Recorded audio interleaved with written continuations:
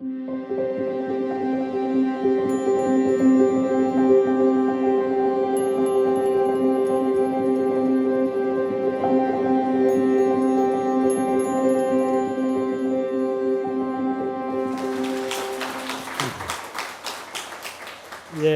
안녕하십니까. 오늘은 이제 이 심신의학과 자기치유라고 하는 새로운 의학의 그 트렌드 얘기 하면서 이 심신의학의 이야기와 더불어 명상 이야기를 연결시키고 약으로 치료하고 무슨 수술로 치료하는 그런 전통 의료가 아닌 자기 스스로 치유할 수 있는 그런 이야기들을 한번 해보겠습니다. 자, 이제 크게 건강이란 뭘까? 근데 흔히들 우리가 좁게 생각하면 건강이라는 건 신체적인 것만 생각해요. 그죠? 뭐 몸이 아프면 병원을 간다. 이거는 그 답이 다 나와 있는데 마음 아파서 병원을 안 갈라 하잖아요. 예? 그래서 오늘도 정신과 뭐 갈락하면 쭈뼛쭈뼛하고 그렇죠. 정신에서 뭐 아픔이 생겨도 그게 병이 아니라고 생각하고, 그런데 괴롭고 또 병원에 가봐 검사를 해봐도 나오지도 안 하고 뭐 마땅히 병이란 그 증거도 없고, 그때 참 어떻게 해야 돼요? 그래서 이런 이제 그 안타까움을 우리가 이제 이 WHO, 그러니까 세계 보건기구가 이렇게 정의를 하고 있습니다. 건강이란 건 신체만 한 게 아니라 신체적, 정신적, 사회적으로 완벽하게 안녕한 상태가 건강한 거다, 이런 얘기. 여기서 하나라도 빠지면 건강한 게 아니에요. 정신적으로. 옛날에 휘랍 시대도 건강한 정신, 건강한 몸이라 그랬는데 오늘날은 이상하게도 몸만 그냥 건강한 거로 너무 그렇게 생각하고 있잖아요. 몸만 죽게 들고 정신은 뭐 어떻게 돌봐요? 정신 건강이란 건 거의 마치 정신이 좀 불건강하다 하면 아주 자기가 미친놈으로 취급한다고 화를 내고, 그게 참 이상하게 우리가 정의를 잘못하고 있어서 그런 겁니다. 요새 사회적 건강이라는 말, 우리가 헬조선이라는 말 많이 쓰거든요, 지금. 그죠? 우리가 막 돌 것 같다 하는 거예요, 지금. 이 사회가 잘못되어 있어서 그런 거예요. IMF 막 오고 할 때 사회가 병들었거든요. 이때 우리나라 사람들이 자살하기 시작해. 엄청난 자살을 올라간 게 아직도 세계 탑의 탑 중에 못 내려오고 있단 말이에요. 사회가 건강하지 않기 때문에. 오늘 일자리가 뒷받침되고 사회 보장이 안 되고 안전장치가 잘 되어 있고 하면 사회가 건강하죠. 더 건강할 거예요. 그래서 우리가 하나로만 생각하지 말고 이런 여러 가지 개념들을 섞어서 온전하게 생각해야 된다. 그 사전을 찾아보면 이렇습니다. 밑에 있는 거, 몸, 마음 또는 영성이 건전한 상태. 영성이라는 게 여기 있어요. 사회가 아니라 이거는 영성, 스피리추얼한. 이게 건강하다고 그래요. 그래서 이제 여러분이 생각하고 있는, 우리가 보통 사람들이 생각하는 그런 개념과 좀 다르게 권위 있는 보건기구나 세계보건기구나 또는 권위 있는 사전을 보면 우리들 생각보다는 좀 더 포괄적으로 보고 있다.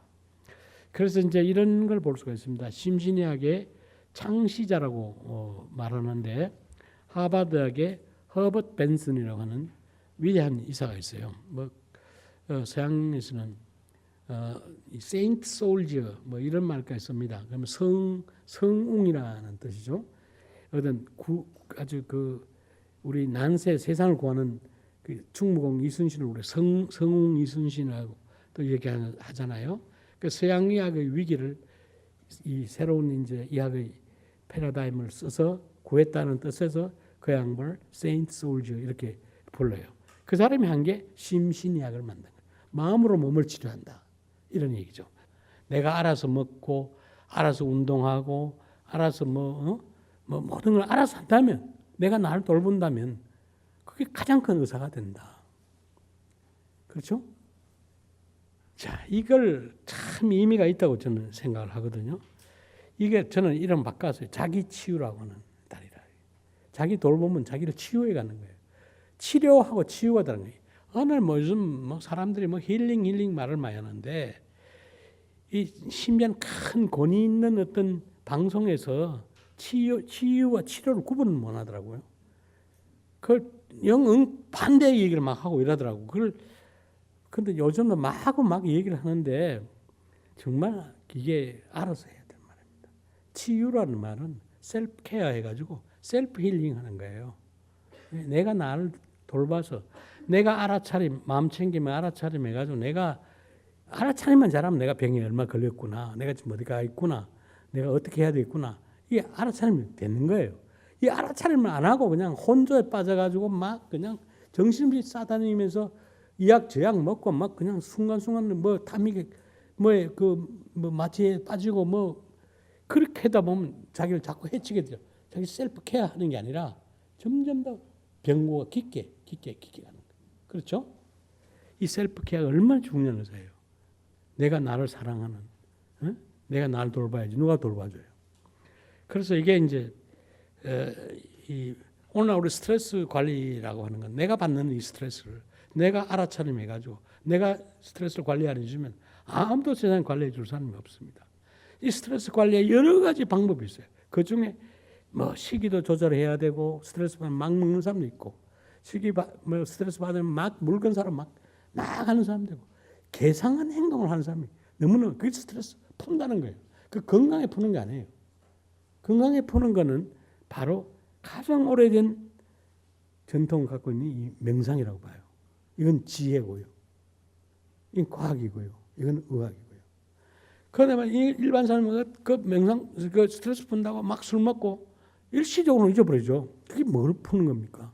점점 더 해학 쪽으로 들어가죠. 해학 쪽, 독속으로 들어가죠. 알아차림도 없고, 전 구제가 없어요. 그건 치유가 아니라니까. 그래서 이걸 우리가 정확하게 교통정리를 해야 될 개념입니다.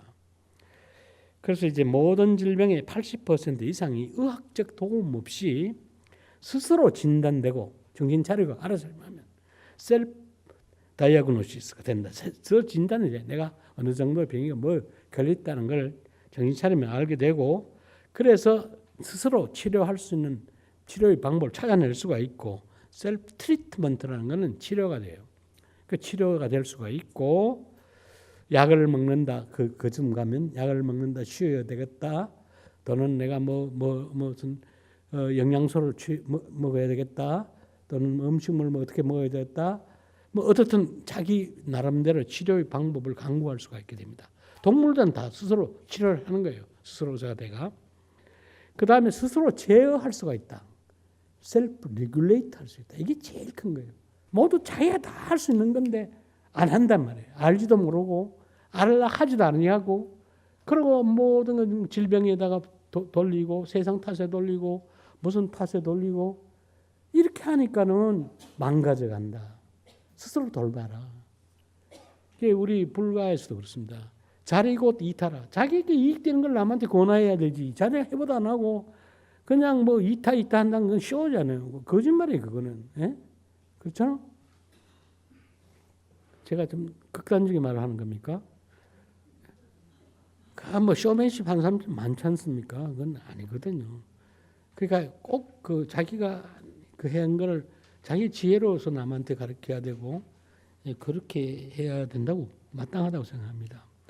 자, 그러니까 이 자기 치력을 복원시키는 거 망가져가고 안 돌보면 막 그냥 자기 치력이 망가져가요. 이것들을 복원시키는 것이 건강 유지의 핵심이다. 자, 미국 사람들의 통계를 보면 미국 사람들의 그 조기 사망입니다. 조기 사망.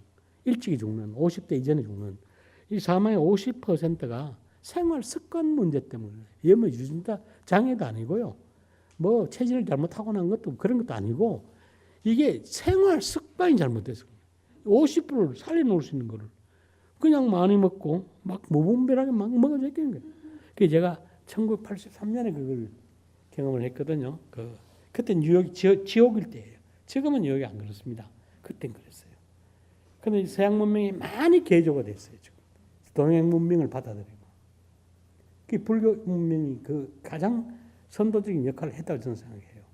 그다음 명상이라고 오늘날 많은 서양의 3천만 명이 미국의 지식인들이 그 인구의 10%입니다.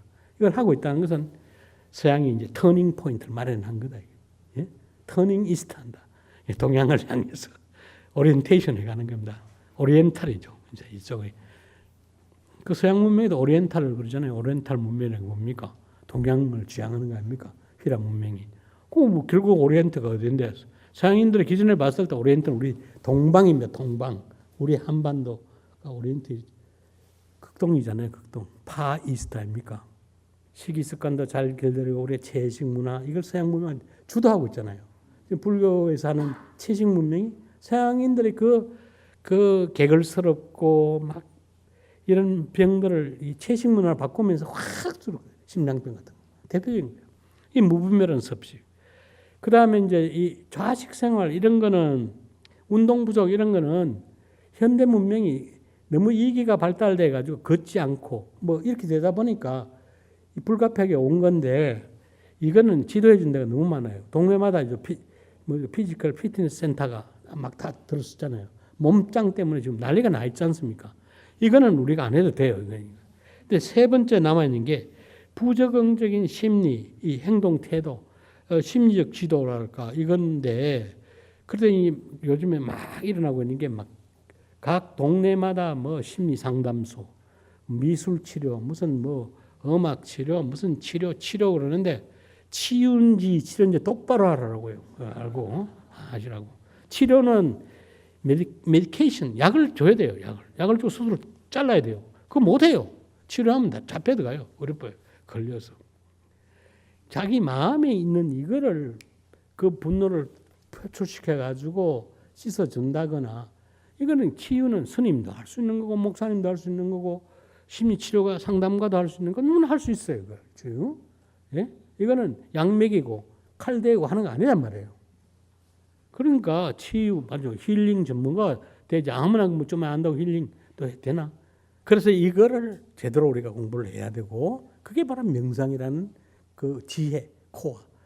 그게 뭐 굉장히 많다. 스트레스 풀어주는 게 방법 굉장히 많다. 잘못 가면 오히려 해가 된다니까. 푸는 게 아니라 해가 된다니까. 그냥 막 술 먹고 풀려고 그러봐. 그 해가 되지. 노름에가 풀려고 해가 되지. 다 해가 되잖아요. 건강하게 풀어야 되죠. 그래서 건강한 생활 습관, 건강한 삶.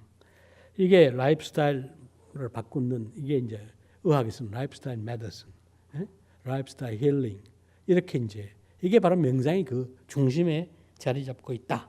이렇게 보는 겁니다. 이제 이게 심신의학이라고 하는 것은 처방이 마음으로 주는 처방입니다.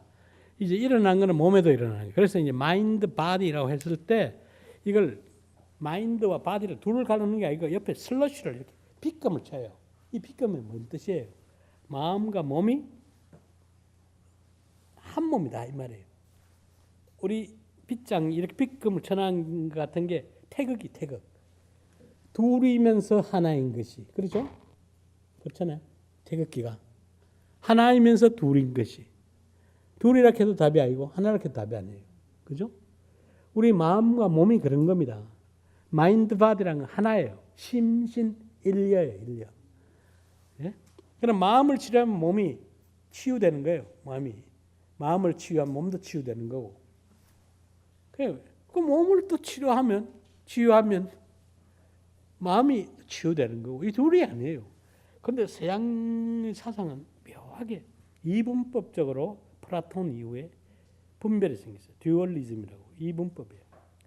뭐냐? 마음과 몸은 두 개다. 두 개의 실체다. 이렇게 보는 거예요. 그게 이원론이라고, 듀얼리즘이라고 하는 겁니다. 근데 데카르트도 그걸 이어받은 거예요. 그런데 플라톤의 제자인 아리스토텔레스는 그렇게 얘기 안 했어요. 마인 바디 같다. 이게. 동질적인 걸 받은 거예요. 그리고 이쪽에 올라오면 데카르트 바로 밑에가 이제 그 누구예요? 그 스피노자. 그런데 스피노자는 불교를 받아들인 거예요. 불교를 받아들이가 범신론을 갖고 들어옵니다. 그런데 이게 자리를 못 내려요. 이분법에 밀려가지고 데카르트에 밀려가지고 그래 쭉 왔는데 서양의학도 그 전통을 따라온 거죠. 그러니까 서양의 의사들은 바로 정중히가 몸만 진찰하는 몸만. 환자의 마음을 진찰하는 경우가 거의 없어요. 없죠? 컴퓨터 한번 들다 보아요. 이게 지난번 뭐 처방 내니까 뭐 검사 뭐 나오는데 이거 보고 바로 얘기하는 거예요. 이거 안 보면 뭐 몰라요. 그렇죠? 그 처방 그대로 할까요? 뭐 참 길면 한 5분 정도 얘기 나누고 그게 다 의사 그렇잖아요. 그게 없냐? 몸만 보는 거예요. 몸에 검사 결과만 보는 거예요. 검사 결과. 어떤 사람은 검사 결과만 전부 다 빵점에 그 빵점 가까운 병이야. 그런데 괜찮아. 죽어야 되는데 안 죽어. 내가 대표 지금. 나는 병원에 가면 검사에 다 걸려요. 걸려도 마음을 수련하고 하니까 이 몸띠 끌고 다니면서요. 이렇게 강연도 하고 글도 쓰고 내 의사보다 더 많이 활동하거든요. 마음과 몸 그리고 영성이 통합적으로 작용한다라는 그런 이제 입장이 전체론적인 홀리스틱한 입장이라고 그래요. 그렇게 보는데 이미 동양견해에서는 심신일여라는 견해가 이를 뒷받침해주고 있다 이 말입니다. 그래서 이런 말이 있거든요. 신이 일신지주라. 정신이 한 신체의 주인이다. 그 말입니다. 신이 일신지주라는 게 이도요병이라.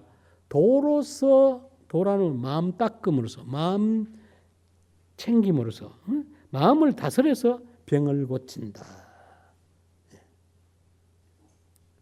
이 한 줄에 다 담겨 있는 거예요. 다 담겨 있는. 그런데 우리 사상은 과학화가 안 돼 있는 거야. 이거를 과학화를 해야 할 생각해야 되는데 이분법으로 생각. 서양 의사는 동양 의사는 똥개야. 저 뭐 과학이 아니야. 이렇게 아예 그 생각도 안 하는 거예요. 또 이 딱 동양 의사는 서양 의사 하는 말을 그 객관적인 이 자료를 또 믿지 않으려는 이 의료 체계가 다르기 때문에 그래서 이걸 이 골짜기를 메꾸려고 경희대 같은 데 통합의학이라는 동양 서양 그 통합한 그 의료 시스템이 있습니다.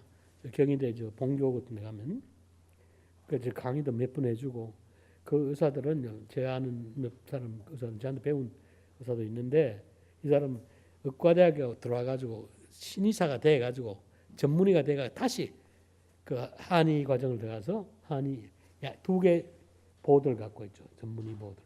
그래서 이 사람 통합의사예요. 그런데 내과 환자 70%를 가지고 한 사람이 양쪽 다 봐요. 그 신이라 하죠. 그런 이제 융합의 시대입니다. 이제 융합 못하면 안 되는 거예요.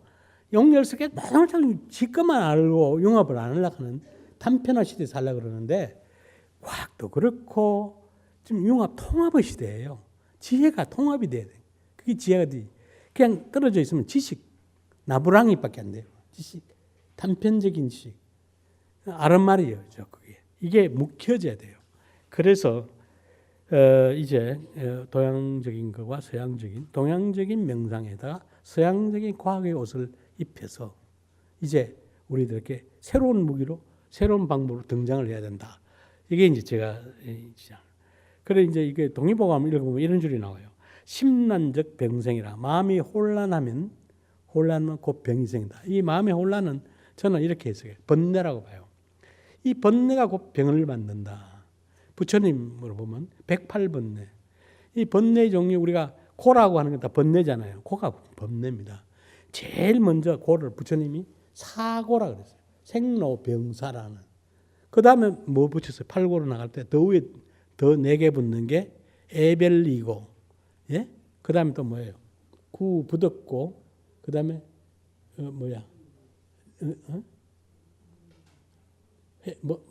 만났다 해주는 예?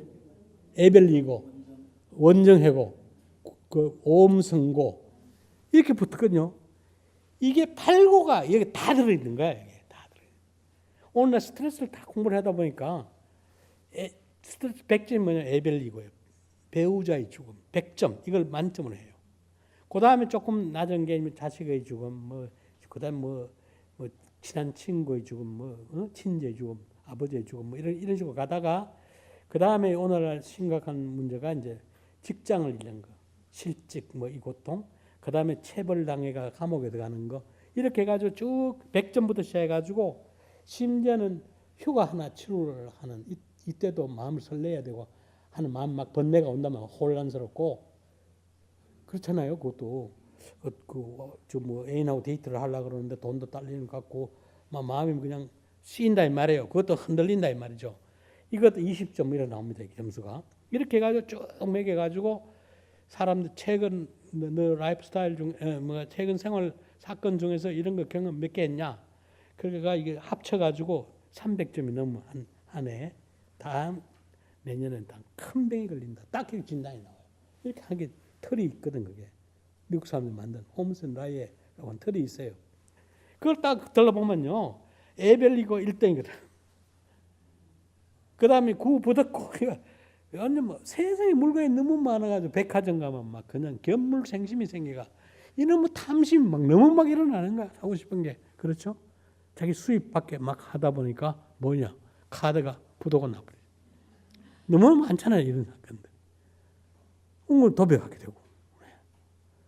그 다음에 오음 선고도 마찬가지예요. 그 오용락에 놀아다니다 보면 완전히 고통이거든. 오용락에 놀아. 그러니 부처님 참말로 2500년을 어떻게 이렇게 꿰뚫고 그냥 받는가.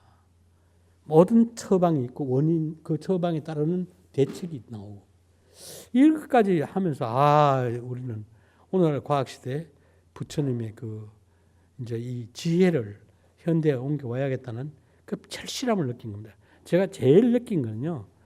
이 가바진 이 책을 번역하면서도 봤지만 이제는 초기 불교 제가 마음 챙깁니다. 잘 몰라서 깊이 이해를 못했는데 그 후에 이제 2009년인가 10년인가 이 붓다 브레인이라는 책이 있어요. 그 제가 그 번역을 제 딸하고 같이 번역한 책인데, 그 책을 보고 그냥 무릎 꿇치면서 부처님의 이 지혜가 여기 막 통한다. 그만큼 불교가 이제 서양에 좀 몇 년 더 진행해 나가면서 이 메시지를 묻혀가지고 막 나오는 거예요. 이렇게. 이걸 보고, 이 참 성자의 예언이 오늘날에 정말 진리구나. 시대를 초월해서, 공간을 초월해서. 진리다. 그리고 용려스럽게 우리가 이걸 이해도 못하고, 알아들지도 못하고, 받아들이지도 못하고, 옳게 알지도 못하고, 그런 것이 우리들 돈에서 그런 거지. 성자에게 우리가 그 고마움을 다 돌려야 되겠다는 그런 겸허한 마음이 생기고, 서양 사람들이 전혀 배경을 달리한 사람들이 불교를 맛보면서 이런 메시지를 만들어내는 데 대한 또 우리 한국의 그 불교 신자로서 자괴감 같은 걸 느끼게 되더라고요. 참 우리는 뭘 하고 있었나. 뭐 전통만 얘기하고 앉아 구복이나 하고 앉았었고, 지금 이 과거 시대에 맞는 말도 만들어내려고 방법도 못 찾고 허둥거리고 있었구나 하는 그런 생각을 서양 사람들이 만들어 오는데 이런 생각을 하게 되더라고요. 자, 이건 좀 너무 그렇습니다만은 이렇게인데 이제 이원론을 깔고 이제 동일론으로 바뀌고 있습니다. 과학이 발달하면서. 그 다음에 이제 그 의학의 모델이 과거에 이제 그러니까 이 오늘날 의사들이 가져온 모델이 바이오메디칼 모델, 바이올로지컬 체크해가지고 생물학적 체크해가지고 병이 있나 없나 이렇게 보는 겁니다. 질병 유무를 알아요. 그러니까 피 검사, 오줌 검사, 엑스레이 체크, 무슨 체크 다 신체 체크를 하는 거예요. 바이올로지컬 생물학 체크가 병의 유무를 관찰해서 처방을 하고 원인을 하고 합니다. 그런 모델이 전통적인 의학 모델이에요. 그런데 1970년대 이후에 모델이 싹 바뀌기 시작합니다. 생물학 모델 위에다가 심리학이라는 게 하나 얹어요. 마음에서 일어나는 병. 마음에 일어나는 병이 몸에도 일어날 수가 있다. 여기 심리가 하나 더 붙습니다. 바이오 사이코 이렇게 됐다가 더 진화하면서 아까 얘기했죠. 이 WHO가 사회가 병들면 병이 온다.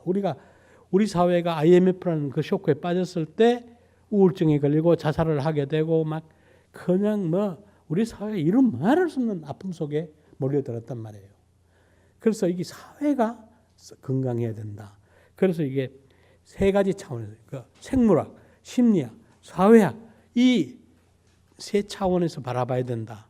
이렇게 이제 질병을 바라보는 모델이 바뀌게 된 겁니다. 그러면서 우리는 이 정서의 문제, 생각이라고 하는 심리적 문제가 신체적 문제가 된다는 걸 확연하게 알게 됐고, 또 심리적 스트레스가 장기화되면 신체의 질병이 된다. 이거를 바로 스트레스 릴레이티드 디소더 또는 스트레스 릴레이티드 일네스 이렇게 불러요. 아까 제가 얘기했죠. 80% 내지 90% 병원을 찾는 환자의 이게 이런 스트레스 관련 질병이다. 그래 이거 뭐 아무리 검사해도 생물학적 병이 안 나와요. 안 나오는데 아파. 왜 고칠 겁니까? 정신과 약으로만 고칠 나갑니까? 정신과 약이란 거는 몇 시간밖에 안 가요. 그게 효과가. 그렇죠? 계속 쓰면 자꾸 그 용량이 더 올라가야 된단 말이에요. 약물 중독이 일어날 수도 있어요. 그러니까 정신과 전문의가 아니면 처방을 못 하게 됐죠. 약이. 그러니까 이거를 우리가 해 나가야 됩니다. 자, 요 예만 한번 간단하게 할게요. 딱 1세기 사이에 두고 20세기 초 1900년 초입니다. 한국이 근대화되기 시작한 일제에 밟히기 시작한 대한제국에서 일제로 가는 이 시기에 우리나라 사람들은 전 세계적으로 폐렴으로 죽는 사람이 거의 50%가 갔어요. 폐렴으로. 그때 나온 오헨리 단편 소설 그거 있잖아요. 마지막 입새 같은 거. 이 병으로 죽어가는 사람이. 예, 폐렴 얼마나 무서웠냐. 항생제가 없어서.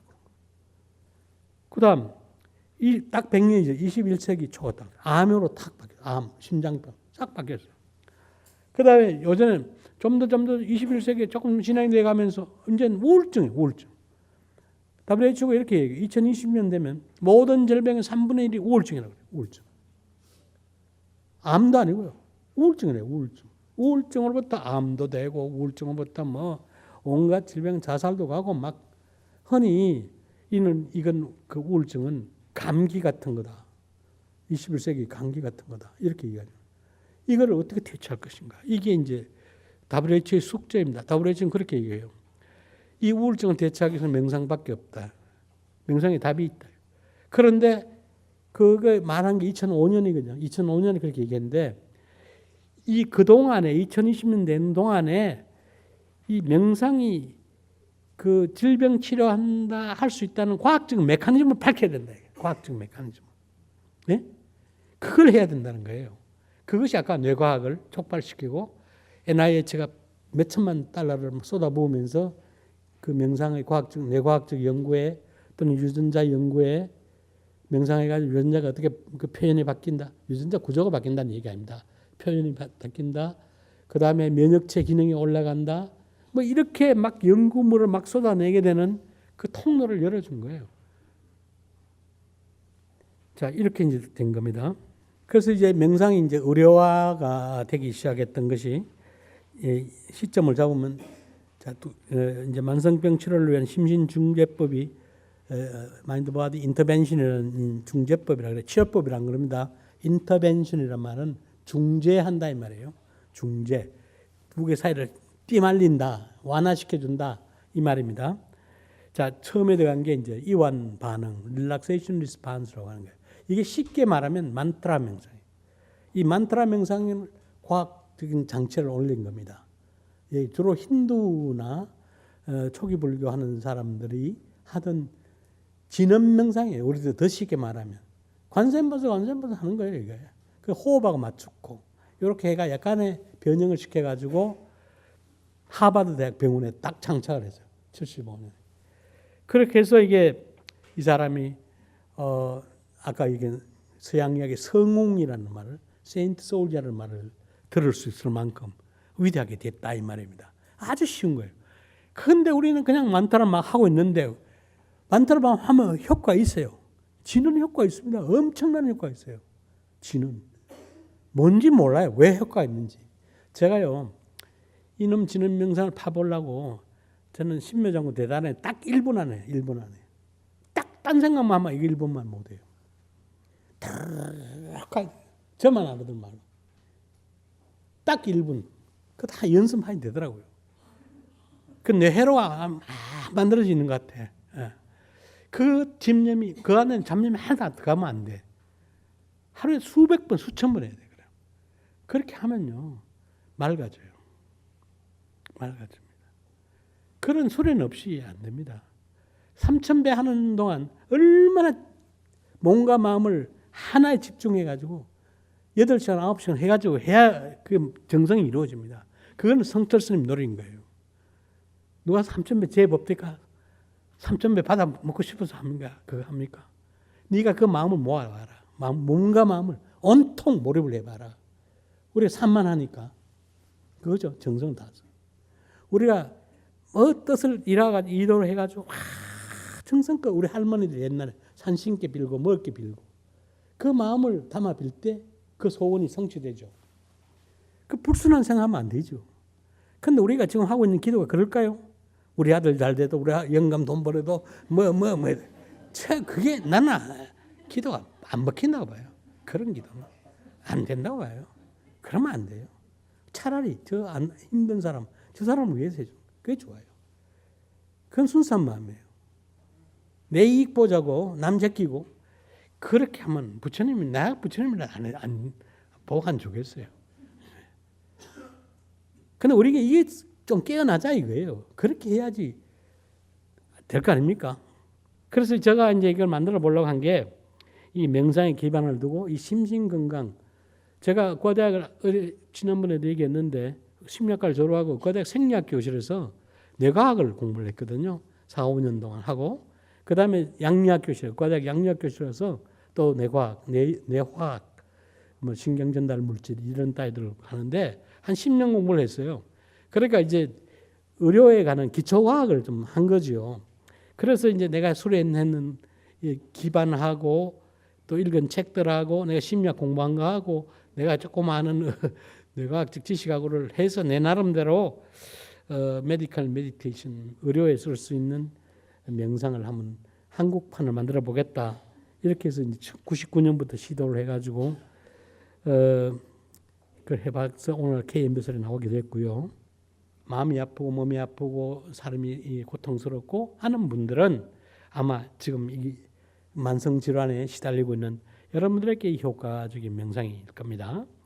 그래서 과학적으로 검증된 것만 해도 고혈압, 관상동맥 질환, 저는 이런 건 없었습니다. 두통, 편두통, 뭐 요통, 근육통, 섬유근통 이런 건 없는데 카바진이 제가 제일 먼저 만나 효과를 본 환자가 만성 통증 환자래요. 이 MBS를 만들어 가지고 처음 효과를 보는 게 서양의학이 손 못 대는 게 또 만성 통증입니다. 크로닉 페인이라는. 그 원인이 안 나오거든요. 찍어가지고 안 나옵니다. 검사해가지고. 그래 이걸 가지고 많이 고쳤다는 게 막 연구 본문에는 많이 올라옵니다. 그래 이게 되는구나라는 걸 알고 그 다음에 이제 과민성 대장증후군이라고 여자분들이 거의 걸립니다. 이 스트레스 받는 낯선 데 가든지 시험 치는 데 간다든지 이렇게 하면 아랫배가 살살 아프고 보통 우리가 뭐냐 물바까 먹어서 그렇다. 뭐 이렇게 얘기합니다. 그게 아니라 긴장성이에요. 예. 긴장성 대장증후군이라고 그렇게 말합니다. 이게 스트레스 때문에 그래요. 근데 이게 바로 MBSR 하면 잘 낫습니다. 예. 그 다음에 이제 적개심이란 거죠. 부처님이 말씀한 게 적개심이 바로 심장병이 되어버려요. 심장병. 심장이 열이 올라간다. 뭐 한의사도 그렇게 말하죠. 예, 적개심. 오늘날 이 적개심 때문에 오는 병들이 바로 심장마비까지 가는 거죠. 심장마비까지 가는데 제가 본 그 공부에 의하면 1990년대 미국의 그러니까 50대 미만의 쓰던 데서 급사의 39% 40%를 점하던 것이 심장병이었어요. 심장병. 미국 사람들은 그럴 수밖에 없습니다. 굉장히 뭐랄까 문명이 공격적인 문명입니다. 사람을 추천할 때도 이 사람 굉장히 공격적인 사람이야. He's very aggressive. 이러면 저 사람 적극성 있고 일도 잘할 거고 진취적이고 이렇게 봅니다. 그러니까 그 문화에서는 경쟁력이 바로 공격성이라고 합니다. 그런데 우리한테는 공격성 그러면 저는 못 쓸 놈. 저 그렇게 얘기해요. 차분하고 수동적이고 얌전하고 이렇게 한 거를 그 동서 문화가 그렇게 차이가 나는 거예요. 그 공격 문화에서는 심장이 많이 뜰 수밖에 없습니다. 혈압을 올릴 수밖에 없습니다. 공격 모드로 가야 되니까. 그래 고기 먹죠. 그게 그 고기 속에 들어있는 여러 가지 성분들이 공격적인 욕망을 일으키게 돼 있어요. 화학적으로 피를 그렇게 만들고. 그래 공격을 또 중요한 문화의 그 지표로 삼고 하니까 심장병이 많이 걸리는 겁니다. 그렇게 해서 많이 죽어요. 그런데 우리는 굉장히 수동적인 문화에 받아들이고 참고 참고 유교 문화의 덕입니다. 유교 문화의 덕이 아닙니다. 이거 해악인데. 그래서 이게 우리의 독특한 병이 뭡니까? 네? 화병 아닙니까? 화를 참는 거예요. 화를 100번만 참으면 못 이룰 게 없다 그러고 그게 죽으라는 거예요. 그건 바로 죽으라는 거예요. 죽으라는 거 아니고 무슨 병입니까 그게? 그게 암이 많이 걸리죠. 암이 많이 걸리고 다 이게 특히 위암거든. 예? 그게 다 문화의 그 모드가 그 문화에 그 순응해 살려면 그 질병을 강요하는 겁니다. 그 적응해 간다는 게 잘못 적응되면. 그래서 이 서양이 이제 이게 많은 심장병들, 암은 두 번째 문제예요. 심장병은 거의 다 몰아갔어요. 그러던 게 동양의 명상을 받아들이고 채식을 받아들이고 식이를 바꾸고 운동을 집어였고 그렇게 해서 하트 리버설, 허트 디지즈, 심장병을 리버설, 역전시키는 프로그램을 가죠. 그래서 서양문이 이제 심장병이 엄청 줄어들었습니다. 그 대표적인 환자가 클린턴 대통령이 텍사스 근방인 그 알칸소 출신이고 목장 시대에 소 많이 먹고 고기 많이 먹고 하던 사람인데 그 사람이 이제 심장병 때문에 그렇게 고생하다가 그 주치의가 딘 오니시라고 하는 심장병 의사가 있었는데 이 양반이 프로그램 만들어가지고 동양 명상하고 채식하고 요가하고 이렇게 해가지고 만들어서 이 양반을 철저히 관리를 했어요. 그래서 대통령을 2번 아주 성공적으로 하고 이 양반이 대통령 물러나가 또 심장병 걸렸거든요. 그래가 또 심장 수술을 했어요. 클린턴이. 그런 일이 있습니다. 재미난 얘기지만은 자 이렇게 이제 또 뭐 쉽게는 이 오늘날 문화의 특징인 이제 적개심, 성급함, 불안, 우울 이런 것들을 치유 효과가 있다.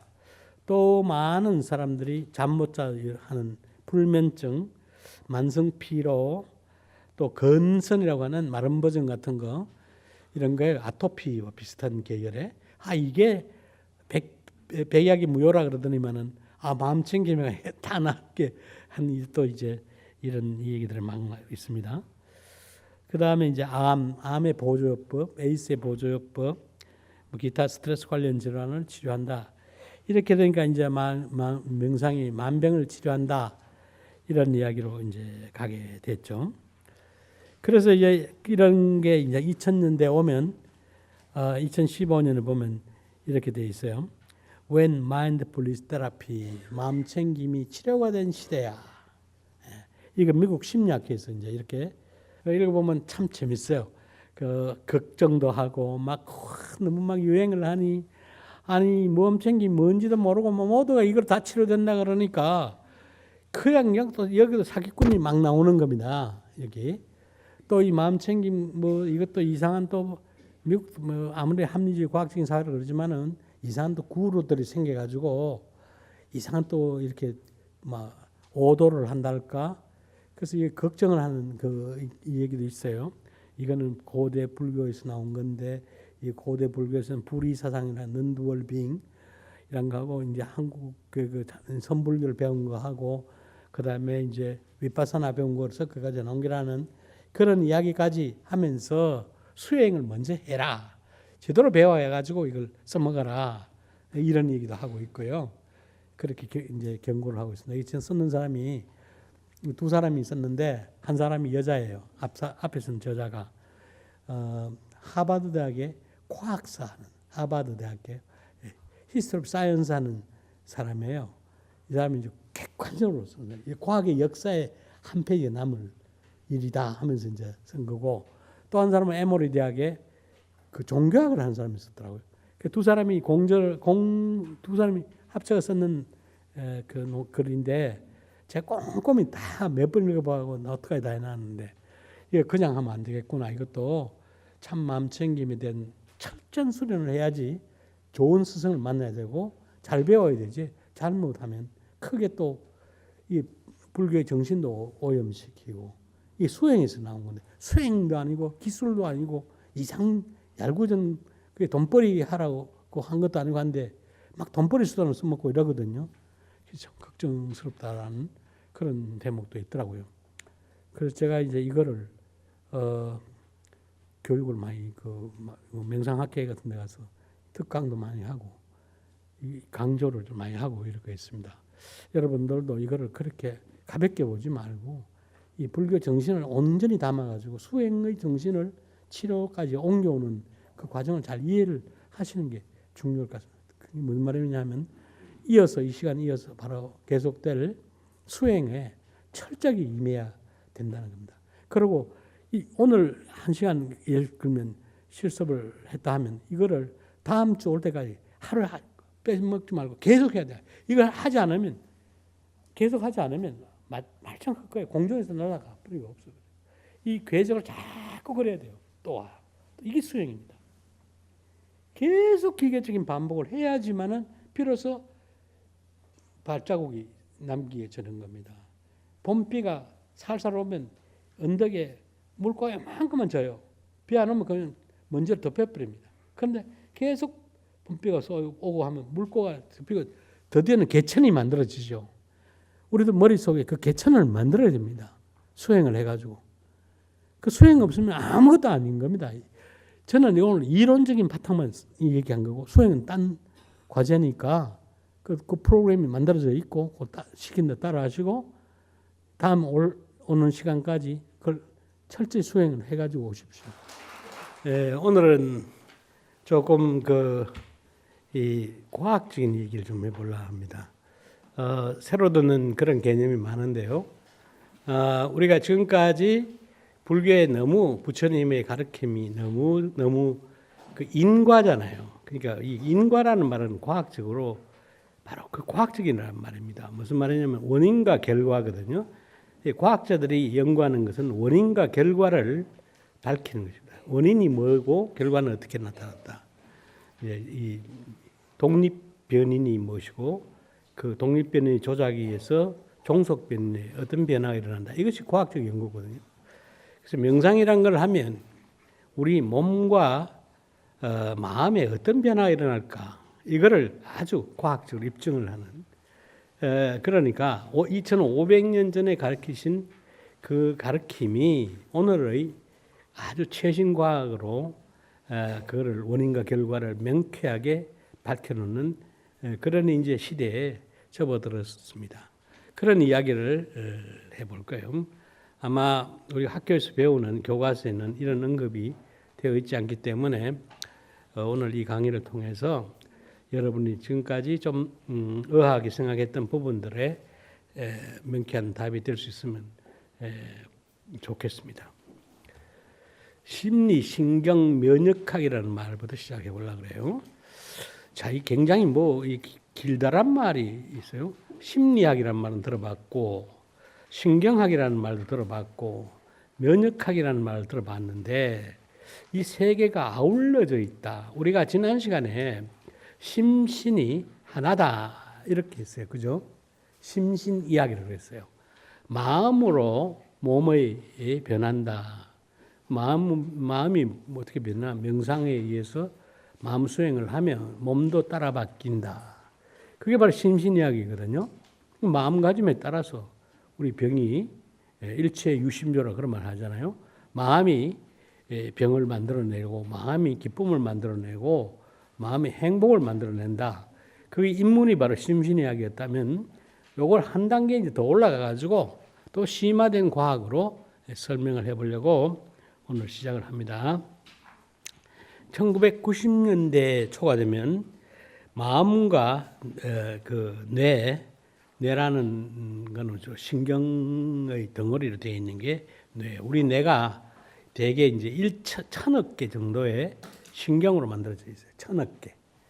요즘은 더 많다는 1000억보다 훨씬 더 많다라는 그런 이야기도 많이 있습니다만은 이제 좀 보수적으로 얘기해 가지고 한 1천억 개 적어도 최소한 1천억 개 이상은 된다. 그런데 이 1천억 개에다 또 이거를 보조해주는 보조세포들, 신경세포를 뇌 신경세포를 보조해주는 보조세포들이 있는데 이 보조세포는 신경세포보다 10배나 더 많아요. 그러면 이걸 신경교세포라 그러는데, 교라는 말은 악욕하는 교자 있죠. 그 교자 씁니다. 풀 같은 거예요. 딱딱 붙여가 신경세포 못 떨어져요.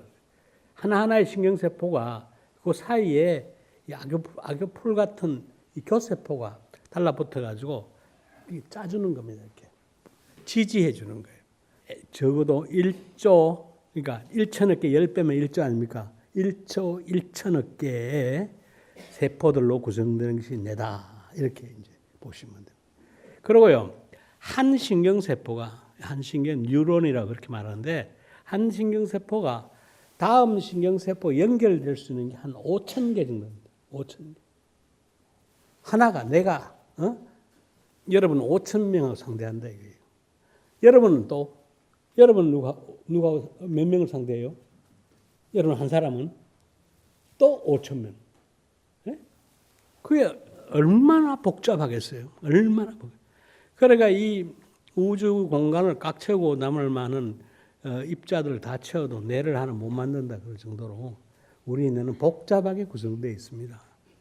그러니까 우리가 만들어낼 수 있는 사고의 양은 얼마나 많게, 생각의 양, 감정의 양 엄청나죠. 안 써서 그래요.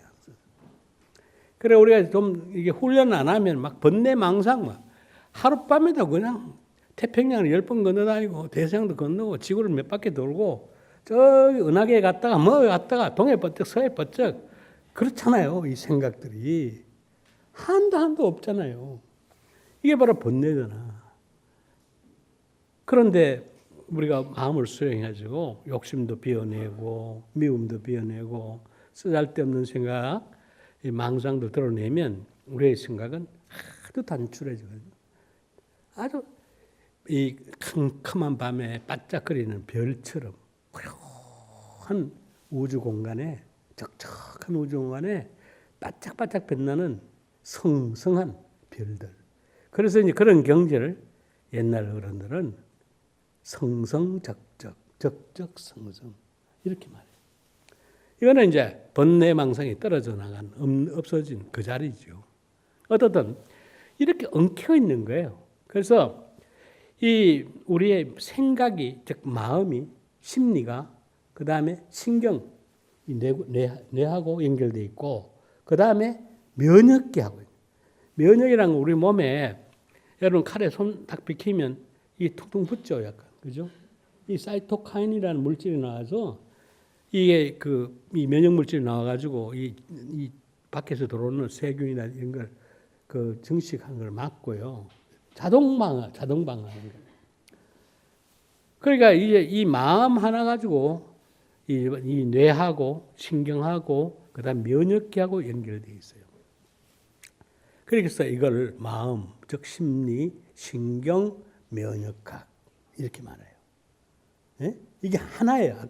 지난 시간은 심신이려 마음과 몸이 하나다 이랬는데 몸을 더 세분해 보면 신경과 면역계까지 연결되어 있다는 증거가 잡혔다. 그래서 이제 1990년대 초에 새로운 학문, 즉 사이코 뉴로한 거는 이제 신경이고 임뮤니라는 게 면역입니다. 그 새로운 과학, 사이코 뉴로 임뮤놀로지가 등장을 한 거예요. 자, 여러분 스트레스라는 심리를 많이 받으면 우리 몸에 병이 생깁니다. 그건 다 아는 얘기잖아요. 앞서 얘기했고요. 즉 옛날식으로 한번 버전을 하면 괴로움, 번뇌, 즉 오늘은 스트레스라고 해요. 자, 삶의 괴로움을 많이 겪으면 암에 걸리고 심장병에 걸리고 소화가 안 되고 위궤양이 생기고 그렇죠? 뭐 어떤 사람은 머리가 벗겨지고 뭐 어떤 사람은 막 온데 피부에 반점이 생기고 어떤 사람은 근육이 굳어가지고 온통 그냥 만성 통증이 생기고 어떤 신경계 병 생기고 어떤 면역계 병 생기고 어떤 소화기에 병 생기고 어떤 심장 같은 순환기에 병 생기고 이런 걸 명상을 통해서 조절해 가는 과정을 배워야 되는 겁니다. 면역 활동이 우리는 면역 계통이 처음에는 유전자의 명령에 의해서 이미 딱 그 물려받은 대로 작동하는 거로 알았어요. 그런데 아니 면역 활동도 학습될 수 있다. 학습은 배울 수 있다. 후천적으로 배울 수 있다. 선천적인 게 아니다. 이런 가능성이 로체스터 대학의 로버트 아더라고 하는데, 이 사람은 개인적으로도 잘 아는 사람이에요. 나보다 한 10살쯤 더 많은 분인데, 제가 한참 뇌과학 연구할 때 이 사람이 선도적인 그 역할의 일을 해서, 내가 로체스터 대학을 젊은 시절에 유학 가려고 동경하던 대학이고, 그 대학의 교수로 있었기 때문에 편지도 써서 문헌도 얻어보고, 새로운 이제 식견에 아주 감탄한 바도 있고 했는데, 그 무렵에 이미 이 사람은 1974년이니까 굉장히 이제 죽은 지가 한 10년쯤 됐습니다. 이 사람 죽은 지가. 그런데 이런 큰 심리학자가 이 면역 활동이 학습될 수 있다는 실험을 통해 가지고 전 세계를 뒤집어 놨죠. 이게 아주 간단해요. 흰쥐의 면역 기능이 조건 학습이 되더라. 쥐한테 사카린물을 줘요. 사카린물은 다 고마긴 한데 어떤 뭐 영양가 있는 것도 아니고 몸에 해로운 것도 아니고 또 안 해로운 것도 아니고 그냥 무해무득한 거예요. 그냥. 거기에다가 이 사카린을 줄 때 구토제를 섞어줘요. 그러면 처음에는 사카린물 때문에 구토제 뭔지 모르고 했는데, 이거 먹고는 달콤한 이 물을 먹고 난 후에 속이 쓰리고 막 토하게 되고 쥐가 구토를 하게 되고 그렇단 말이에요.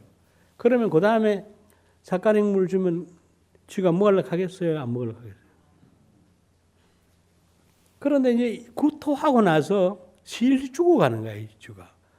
사카린밖에 안 줬는데, 구토제밖에 안 줬는데 죽어가는 거야, 쥐가. 왜? 보니까 임파구가, 즉 면역세포인 T임파구가 파괴돼버려요. 그래서 막 죽어가는 거예요. 아무튼 지금 좋은 거 사카린이라는 구토제가 이 임파구를 파괴할 조건은 하나도 아닌 거예요. 응? 그런데 이 쥐가 하도 놀래가지고 사카린 먹으면서 구토제 받고 몸에 시달려가지고 사카린물에 대해서 혐오감을 느낀 거예요. 이 혐오감이 면역계까지 영향을 줬다. 이거를 발견해낸 겁니다. 그래서 심리, 신경, 면역학에 제일 심리하고 면역 끈이 있는 게 어떤 연결이 되고 있는 고리가 있다. 이걸 찾아낸 사람이 로버트 아다라고 하는 사람이에요.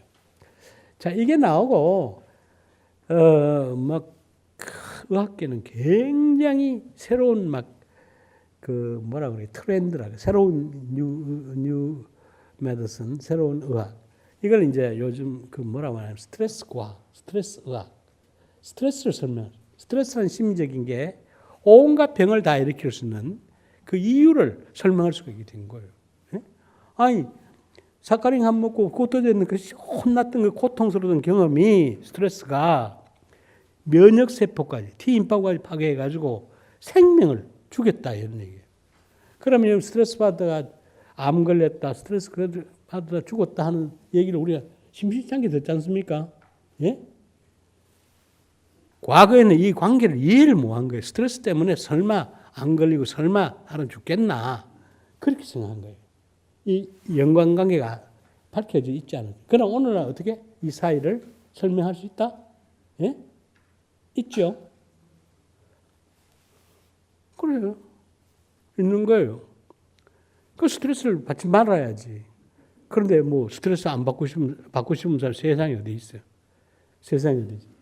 의사 선생님들도 그래요. 짧은 뭐 진료 시간에 다 얘기해 줄 수도 없지만은, 아니, 이게 당신 이거 보니까 스트레스를 받아서 그런 것 같은데 스트레스 받지 마십시오. 이렇게 얘기를 하십니다.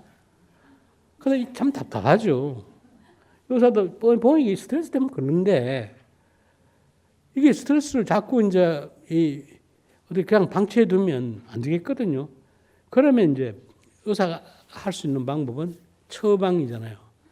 이제 심리적으로 안정시키는 신경 안정제, 또는 뭐 수면제, 또는 무슨 뭐 세다티브 드럭 뭐 이런 것들 씁니다. 좀 이완시키는 거, 이런 거. 이런 걸 쓴단 말이에요. 그러면 일시적으로 그 약이 뭐 8시간 작용하는 동안에는 수면도 하고 마음도 편안해지고 불안도 줄어들고 우울도 줄어들고 그렇게 돼요. 그러나 그 시간이 딱 지나버리면 약기가 빠져나가 버리잖아요, 몸에. 그럼 또 온단 말이에요, 그게. 그죠? 이게 병원 찾아가는 환자예요. 약 한 달분 받아가고 또는 어떤 환자는 2달분 받아가고 또 어떤 뭐 사람은 3달분 받아가는데 그 약 있다면 병원을 가야 되잖아요.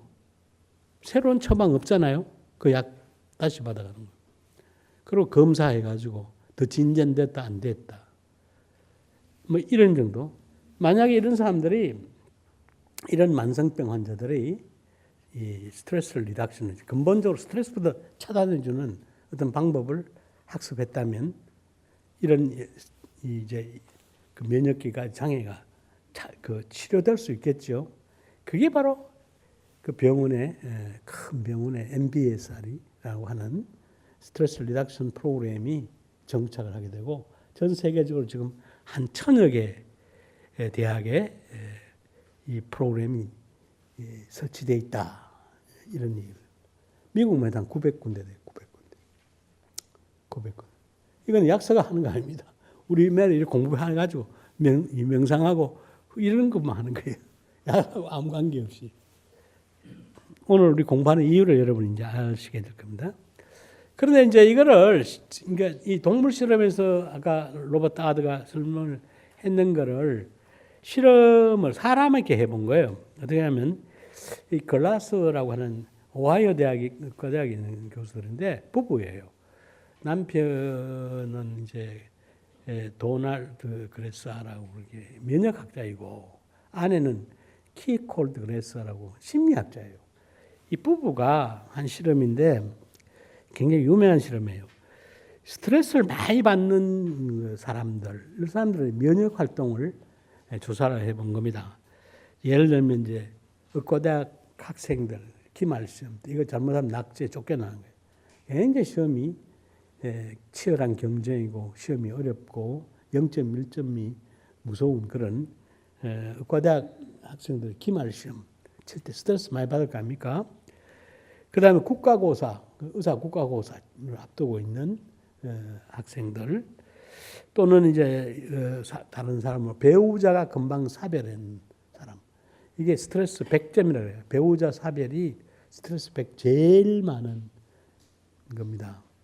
이런 사람들, 이제 기말고사를 앞두고 있는 친구, 국가고사를 앞두고 있는 친구, 또는 배우자가 금방 죽은 사람, 또 오랫동안 잠을 안 잔 사람, 이런 사람을 대상으로 연구를 해봤더니 임파구 수가 감소되고, 임파구라는 게 T임파구, 면역의 제일 첫 전선을 뛰어다니는 게 이제 T임파구거든요. 그 다음에 그 밖에 이제 면역계 기능들이라 하면 사이토카인 가는 그런 게 있어요. 그런 거, 뭐 이런 이제 여러 가지 면역 기능들을 조사해 보니까 모두 저하돼 있더라. 면역 기능이 스트레스 받고 나니까 기능이 축 처져 버리더라. 기능이 떨어지더라. 그러니까 면역 기능이 떨어지면 우리 몸은 무방비 상태에 빠지는 겁니다. 그러니까 세균에 약하고 또 감염, 공기, 면역이 떨어지면 노인네들이라든지 또 만성병 환자 이런 사람들은 스트레스 많이 받고 몸의 면역 기능이 떨어져 있거든요. 이런 사람이 병에 잘 걸리고 그렇게 된 거예요. 그러니까 우리 인삼이 제일 좋은 약이라고 그러잖아요. 인삼의 주기능이 뭘까요? 밝혀지네. 주기능, 사포닌 성분이고 인삼의 주성분이 사포닌이라는 비누 성분. 비누. 인삼 이렇게 비누나 성분, 인삼차 같은 거 타면 비누 거품 막 생기잖아요. 그게 이게 정설인지 모르겠는데요. 프랑스 사람들이 이제 1870년대, 1860년대, 70년대 이제 이 한반도에 진입을 합니다. 병인양요가 1866년에 일어났거든요. 자, 이때 처음 한국 문화 와서 우리 강화도도 침범했던 게 병인양요거든요. 그게 1866년일 겁니다. 그래서 강화도에서 막 우리 국보를 역사 그 국보를 막 가지고 내빼가고 그랬잖아요. 그때 인삼을 많이 훔쳐갔대요. 인삼. 그런데 이 좋은 사람이 인삼에 미쳐 있었잖아요. 그런데 보니까 이 인삼을 딸이 보니까 막 거품이 나와요. 근데 그 성분이 사포닌이라는 걸 알고 있어요. 그래서 이 사포닌이 인삼의 주성분이다. 그래서 비누를 뭐라 그러냐면 불란스 말로 사뽕이라고 해요. 어떻든 인삼이라는 게 왜 천설정이랄까? 이게 바로 면역 기능을 높이는 거예요. 면역 기능. 그러니까 면역 기능이 올라가면 모든 데 다 튼튼해지는 거예요. 그래서 인삼이 좋다는 겁니다. 그 의아 이제 그 심리적으로 낙천적으로 생각하고요. 항상 밝게 생각하고. 그러다 밝게 생각하게 노력을 하고. 내가 하루 똑같이 24시간 보내요. 근데 어떤 사람은 그냥 머릿속에 남은 건 하루 종일 기분 나쁜 일만 머리에 남아요. 예? 그런 사람은 잠을 자도 또 불쾌한 꿈만 꾸고 눈 떴다 그러면 불쾌한 오늘 기분 나쁜 일이 생길 거다. 이렇게 해요.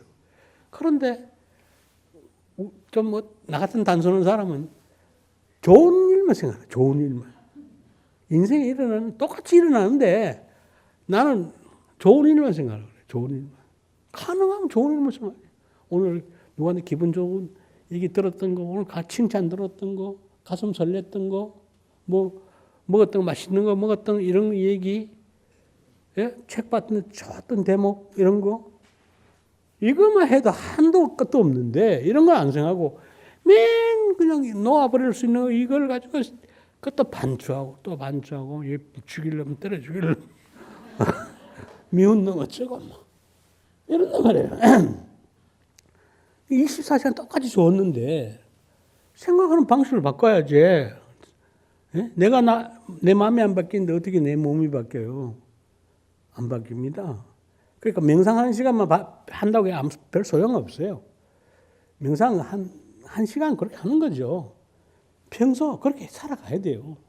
기왕이면 좋은 거 생각하고 좋은 걸 적극적으로 음미하고 또 이걸 좋은 걸 또 되새김질하고 이렇게 해서 내 머릿속에 좋은 기억만 빼곡히 치워가야 돼요. 그리고 불쾌한 기억은 자꾸 끄집어 내가 던져버리고 그래 내가 내 마음을 내 머리를 뇌를 자꾸 이렇게 개량을 해가야 됩니다. 그게 정신치료예요. 예? 그리고 지는 같은 거 하는 게 바로 좋은 말로 해가 좋은 말로 막 많이 해가지고 머릿속에다 좋은 회로를 만드는 거거든요. 그겁니다. 온만이 반면 많이 하고 관세음보살 많이 하고 하는 게 머릿속에 좋은 그런 나를 지켜주는 좋은 희망적이고 긍정적인 언어로 꽉 채워가는 이걸 못하면 우리 뇌를 바꿀 수가 없습니다. 자, 이렇게 면역 활동을 바꾸고요. 또 스트레스가 이제 질병을 야기하는 이게 이제 문제는 스트레스의 대처가 아까 얘기한 부정적인 걷어내고 스트레스를 완전히 없앨 수는 없어요. 스트레스를 만났을 때 좋게 생각하는 좋은 태도를 갖는 이건 잘 대처해 가는 거예요. 잘 대처. 어떤 인간도 스트레스에 자유로울 수가 없습니다. 부처님도 그래 인생의 고라 그랬어요. 이 고를 어떻게 사람마다 이 고를 어떻게 대처해 가느냐. 대처가 중요한 거예요. 언제나 우리가 삶 속에서 대처해 갈 수 있는 능력을 가진 그건 지혜입니다. 이 명상을 한다든지 인생관을 바꾼다든지 이렇게 하면 바로 우리는 삶 속에서 이 고통을 만나더라도 피해가는 거 아닙니다. 이겨낼 수가 있다. 그게 우리가 오늘 공부하는 이 핵심입니다. 그런데 이걸 못하면 스트레스 져버리면 바로 질병에 걸린다. 이게 이제 우리의 운명을 갈라놓는 거죠. 자, 그러면 이 스트레스 치료제로서의 명상, 명상이 스트레스 관련 질병의 치료에 효과가 있다. 이게 이제 의사들 가운데 아주 세계에서 유명한 하버드대 허버트 벤슨이라는 사람이 처음 명상을 의료에 활용했다. 이거는 TM에서 따온 거거든. TM 명상. 인도의 그 요기인 마헤시라고 하는 요기가 1959년에 미국에 처음 보급을 한 겁니다. 이 첫 제자가 바로 비틀스들이에요. 비틀스. 이 비틀스가 여기 빠져가지고 마르시 마헤시에 빠져서 그 레디비라는 노래하고 이 사람이 아마 제일 중요한 역할을 했을 거예요. 그러니까 초기 미국이나 영국 같은데 명상가들은 거의 대부분 TM 명상가예요. TM.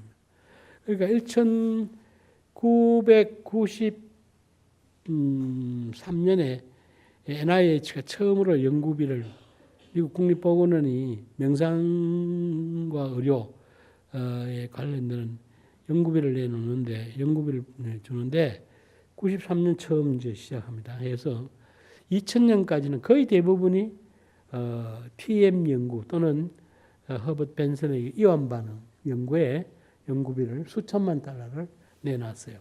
그런데 2000년이 넘어가면서부터 이제 양상이 바로 마사추세츠 대학의 의료원의 카바친, MBS를 맞는 이 카바친 쪽으로 연구비가 기울어져 갔죠. 그렇게 이제 이게 명상이 스트레스 대체에는 가장 좋은 방법인 걸 알아가지고 여기 미국 정부가 바로 연구비를 내놓고 과학적인 연구를 하고 있다. 2014년 데이터에 의하면 MBSR 마인드풀니스 연구가 1년에 약 공식적으로 아주 연구라고 할 수 있는 딱 그 인정할 수 있는 과학적 연구라고 인정할 수 있는 연구 논문이 공식적으로 미국 마음챙김 협회에서 내놓은 데이터에 의하면 776편. 그리고 세칭 마음챙김이라고 할 수 있는 연구를 세칭 전 세계에서 합치면 한 1000여 편에 이른다. 미국만 776편 나왔다. 이게 공식 데이터가 나와 있는 겁니다. 그래서 이제 이런 거를 몰아가지고 심지어는 이 마음챙김이 암 치료의 보조로 쓸 수가 있다는 과학적 근거를 담은 논문들이 쏟아져 나오기 시작하고요.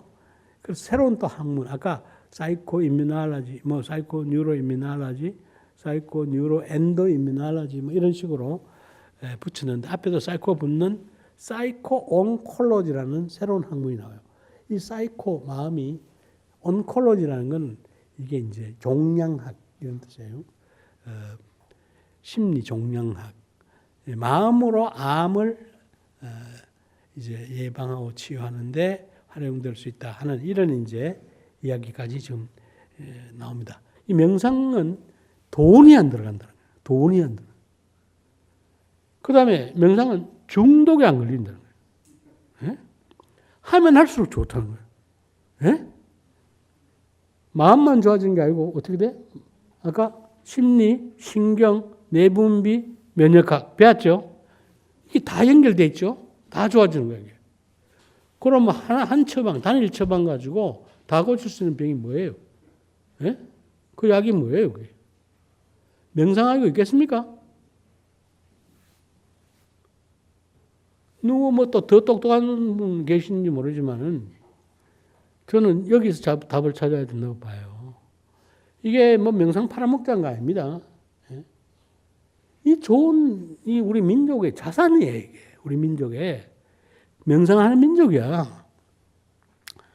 이거를 과학적으로 몰라가지고 이 인과를 진짜 몰라가지고 이게 이 좋은 약을 우리가 못 팔아먹고 서양 사람들이 늦게 개화된 사람이 사가지고 이걸 과학적으로 팔아서 우리한테 되팔고 있단 말이에요. 지금 안타깝잖아요. 인삼도 그렇고 이 명상도 그렇고 참 외화를 우리도 좀 많이 버려야 되는데 잘 해야 될 것 같아요.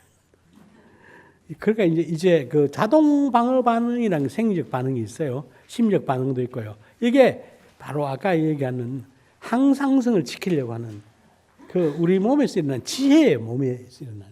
누가 안 가르쳐줘요. 우리 그 많은 오랜 진화 속에서 우리 몸이 이미 딱 그 내장되어 있는 그 지혜가 있는 거예요. 예를 들면 여러분 그 상처 부위 칼에 비키면 그러면 당장 사이토카인 하는 면역 물질이 동원돼 가지고 이 막 그냥 비상 전선을 칩니다. 그 상처난 부위에 자기 방어가 일어나는 거예요. 아무나 붙고 막 새살이 나고 감염 안 되도록 하고 이렇게 하는 1차적인 것.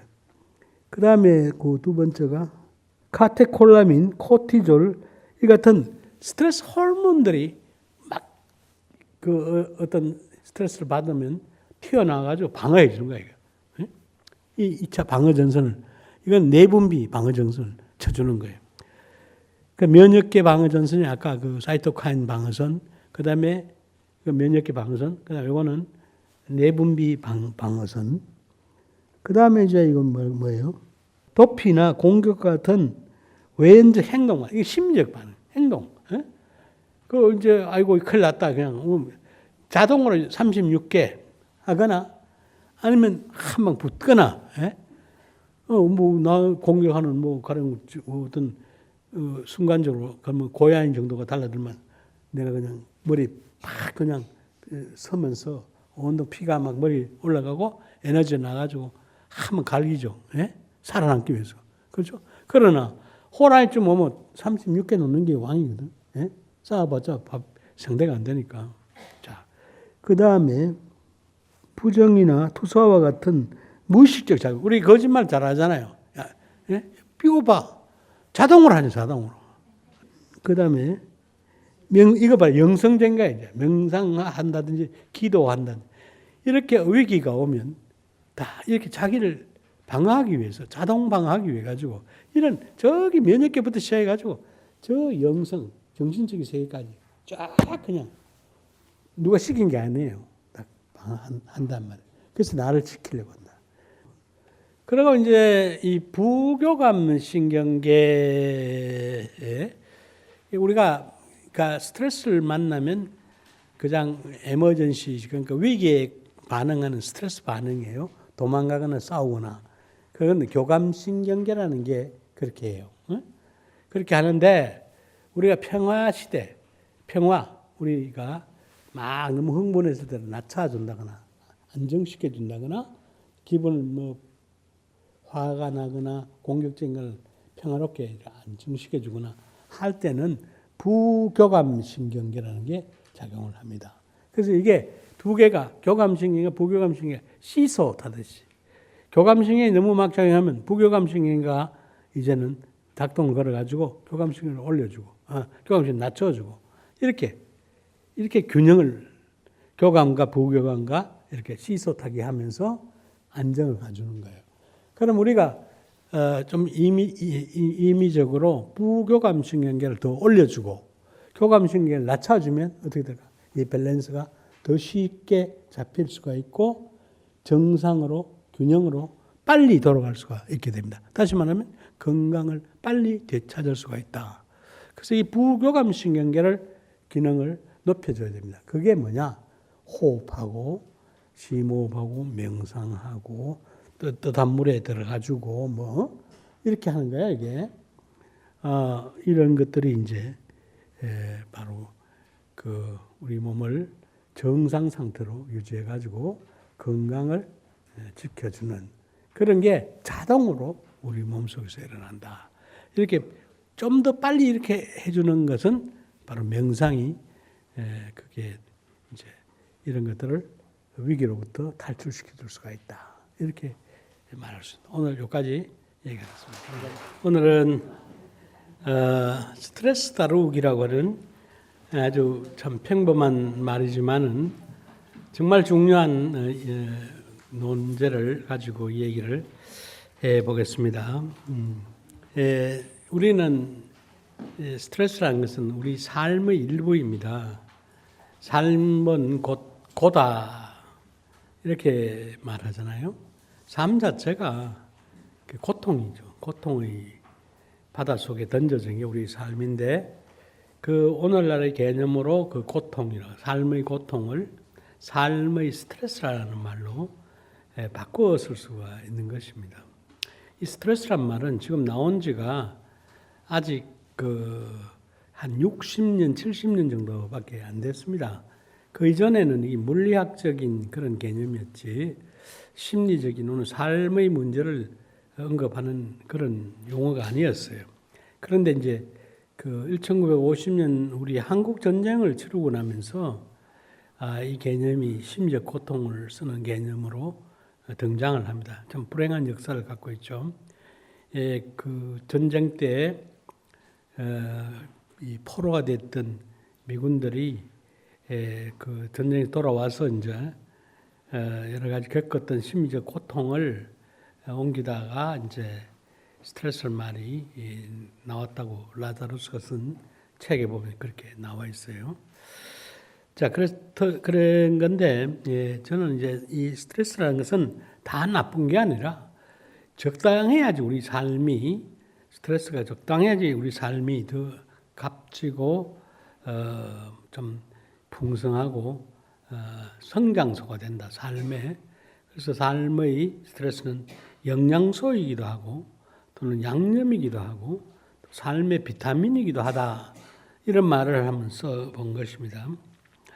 스트레스가 적절할 때 우리는 활력이 생기고 또 생산성도 올라가고 효율성도 올라가고 창의성도 올라가고 건강도 좋아집니다. 스트레스가 너무 없는 삶이란 것은 피곤한 삶이고요. 단조로운 삶이고요. 재미없는 삶이고요.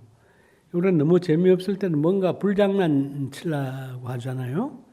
톰 소여에 나오는 이 소년, 개구쟁이, 바로 미시시피 강이 너무나 단조롭고 재미없이 천천히 흘러가고 그 미국 남부가 변화가 적은 곳이었답니다. 그래서 이제 그게 그 뉴올리언스 오게 되면 극점을 이루는 그 미시시피 강 하구의 흑인들 한동안 1950년대, 60년대 재즈 음악에 그냥 흔들어져 있는 열광적인 그렇죠. 우리 삶도 아까 제가 얘기했잖아요. 한국의 삶도 100년 전에 선교사들이 왔을 때 한국이라는 게 너무나 재미없는 조용한 아무 변화도 없고 그래 한국 사람이라는 게 뭐 조금만 일만 있으면 온통 사람들이 그 구경하려고 몰려들어. 그렇다고 합니다.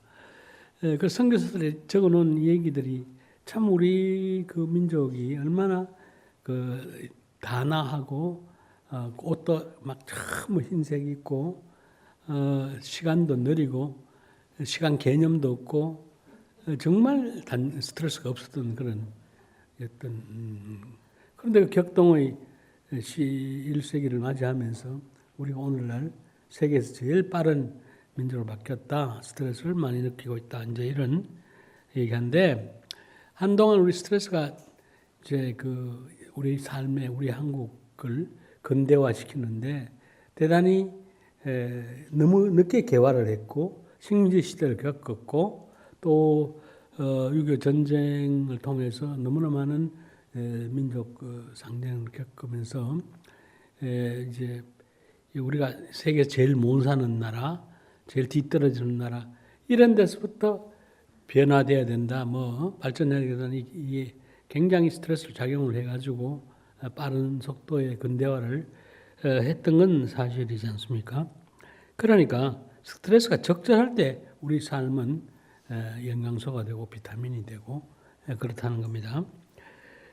셀레라고 하는 스트레스의 대가입니다. 스트레스 학을 정립했다고 해도 과언이 아니죠. 한스 셀레라고 하는 사람이 워낙 출신은 오늘날 헝가리 부다페스트였습니다. 그때 헝가리가 오스트리아의 지배하에 있었고, 그래서 이 사람을 오스트리아 사람이라고 얘기하는 게 있는데, 실제로는 이 헝가리 사람인 거예요. 그랬더니, 헨셀레가 스트레스학을 완전히 정립을 1950년대에 했습니다. 삶의 스트레스라는 책을 썼는데, 거기 보면 이렇게 나와 있어요.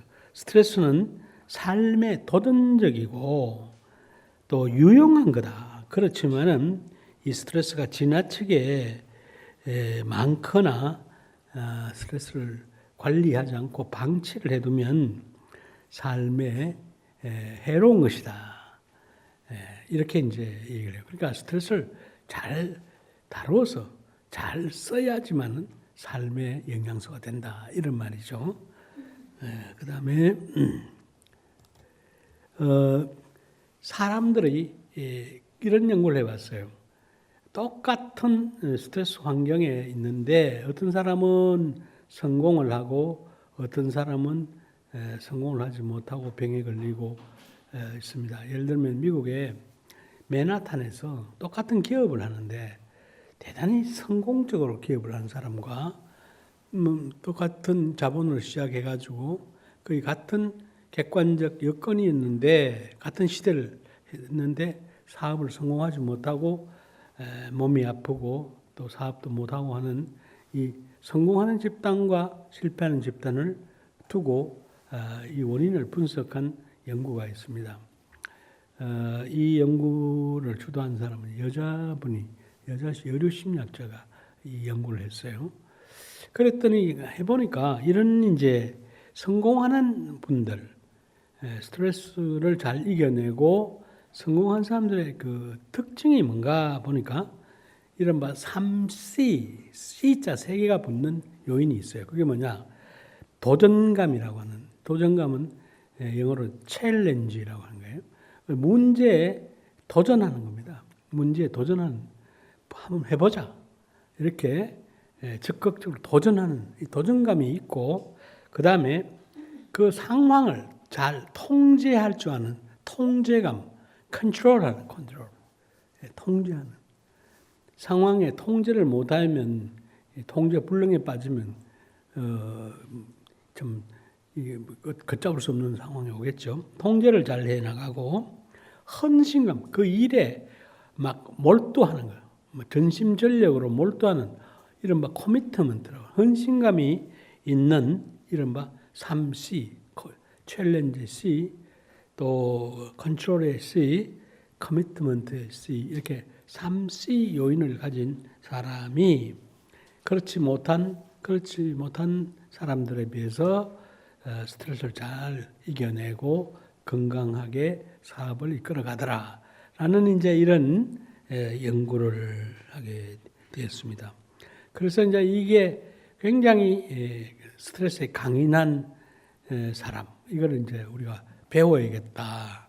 챌린지감을, 도전감을 높이고 통제감을 높이고 헌신감을 높이는 것이 문제를 건강하게 문제를 풀어가는 그런 스타일이다. 이렇게 해서 이제 많은 이제 관심을 가졌죠. 근데 그 후에도 최신적 연구를 보면 이 3C에다가 친밀감이라고 하는 closeness, 그러니까 사람 부침성 같은 거죠, 이제. 이런 게 있고 또 뭐라 하면 이렇게 뒤죽박죽 하는 게 아니라 일관성을 가지고 쭉 그냥 코헤런스라고 하는 그런 또 특성을 가지면, 그러나 이거는 아까 3C에다가 또 2C를 더 붙습니다. 2C. 그래서 모두 5C, 5C가 된 사람은 정말로 수월한 아주 엑설런트한 그런 이제 스트레스를 잘 이겨내는 강인한 하디네스한 그런 사람이다. 이렇게 해가지고 이제 스트레스를 잘 극복하는 성격 모형으로 많이 이제 이걸 이제 배우려고 그렇게 이제 했던 것입니다. 그런데 문제는 이 스트레스에 대해서 사람들이 거의 그 잘못된 맹신 같은 통념이 있어요. 그걸 한번 까붙여야 됩니다. 스트레스는 그렇게 정확한 이해가 있어야 되는데 뭐 잘 이해 없이 막 스트레스를 하다 보니까 뒤죽박죽이 되어버리고 마치 스트레스는 전부 독약처럼 보이는 겁니다. 그런 게 아니에요. 이렇게 생각하는 맹신이 있습니다. 그걸 통념이라 그러는데 이 통념이란 게 이게 사람 죽이는 거예요. 이게 그 객관성도 없고 어떤 근거도 없는 걸 사람이 그대로 믿는 겁니다. 우리 미신 같은 거죠, 이게. 첫째가 성공하기 위해서는 반드시 스트레스를 겪어야 한다. 반드시 겪어야 한다. 그러니까 안 겪고 또 잘 같은 어려움을 처해도 스트레스로 여기지 않냐고 재미있게 문제를 해결할 수도 있는 거예요. 이런 사람들이 이제 예를 들면 스트레스를 막 극복하려고 하는 게 아니고 스트레스와 그냥 싸워서 죽기 살기로 스트레스 이기려고 하는 사람들이 성격이 타입 A라는 사람이에요.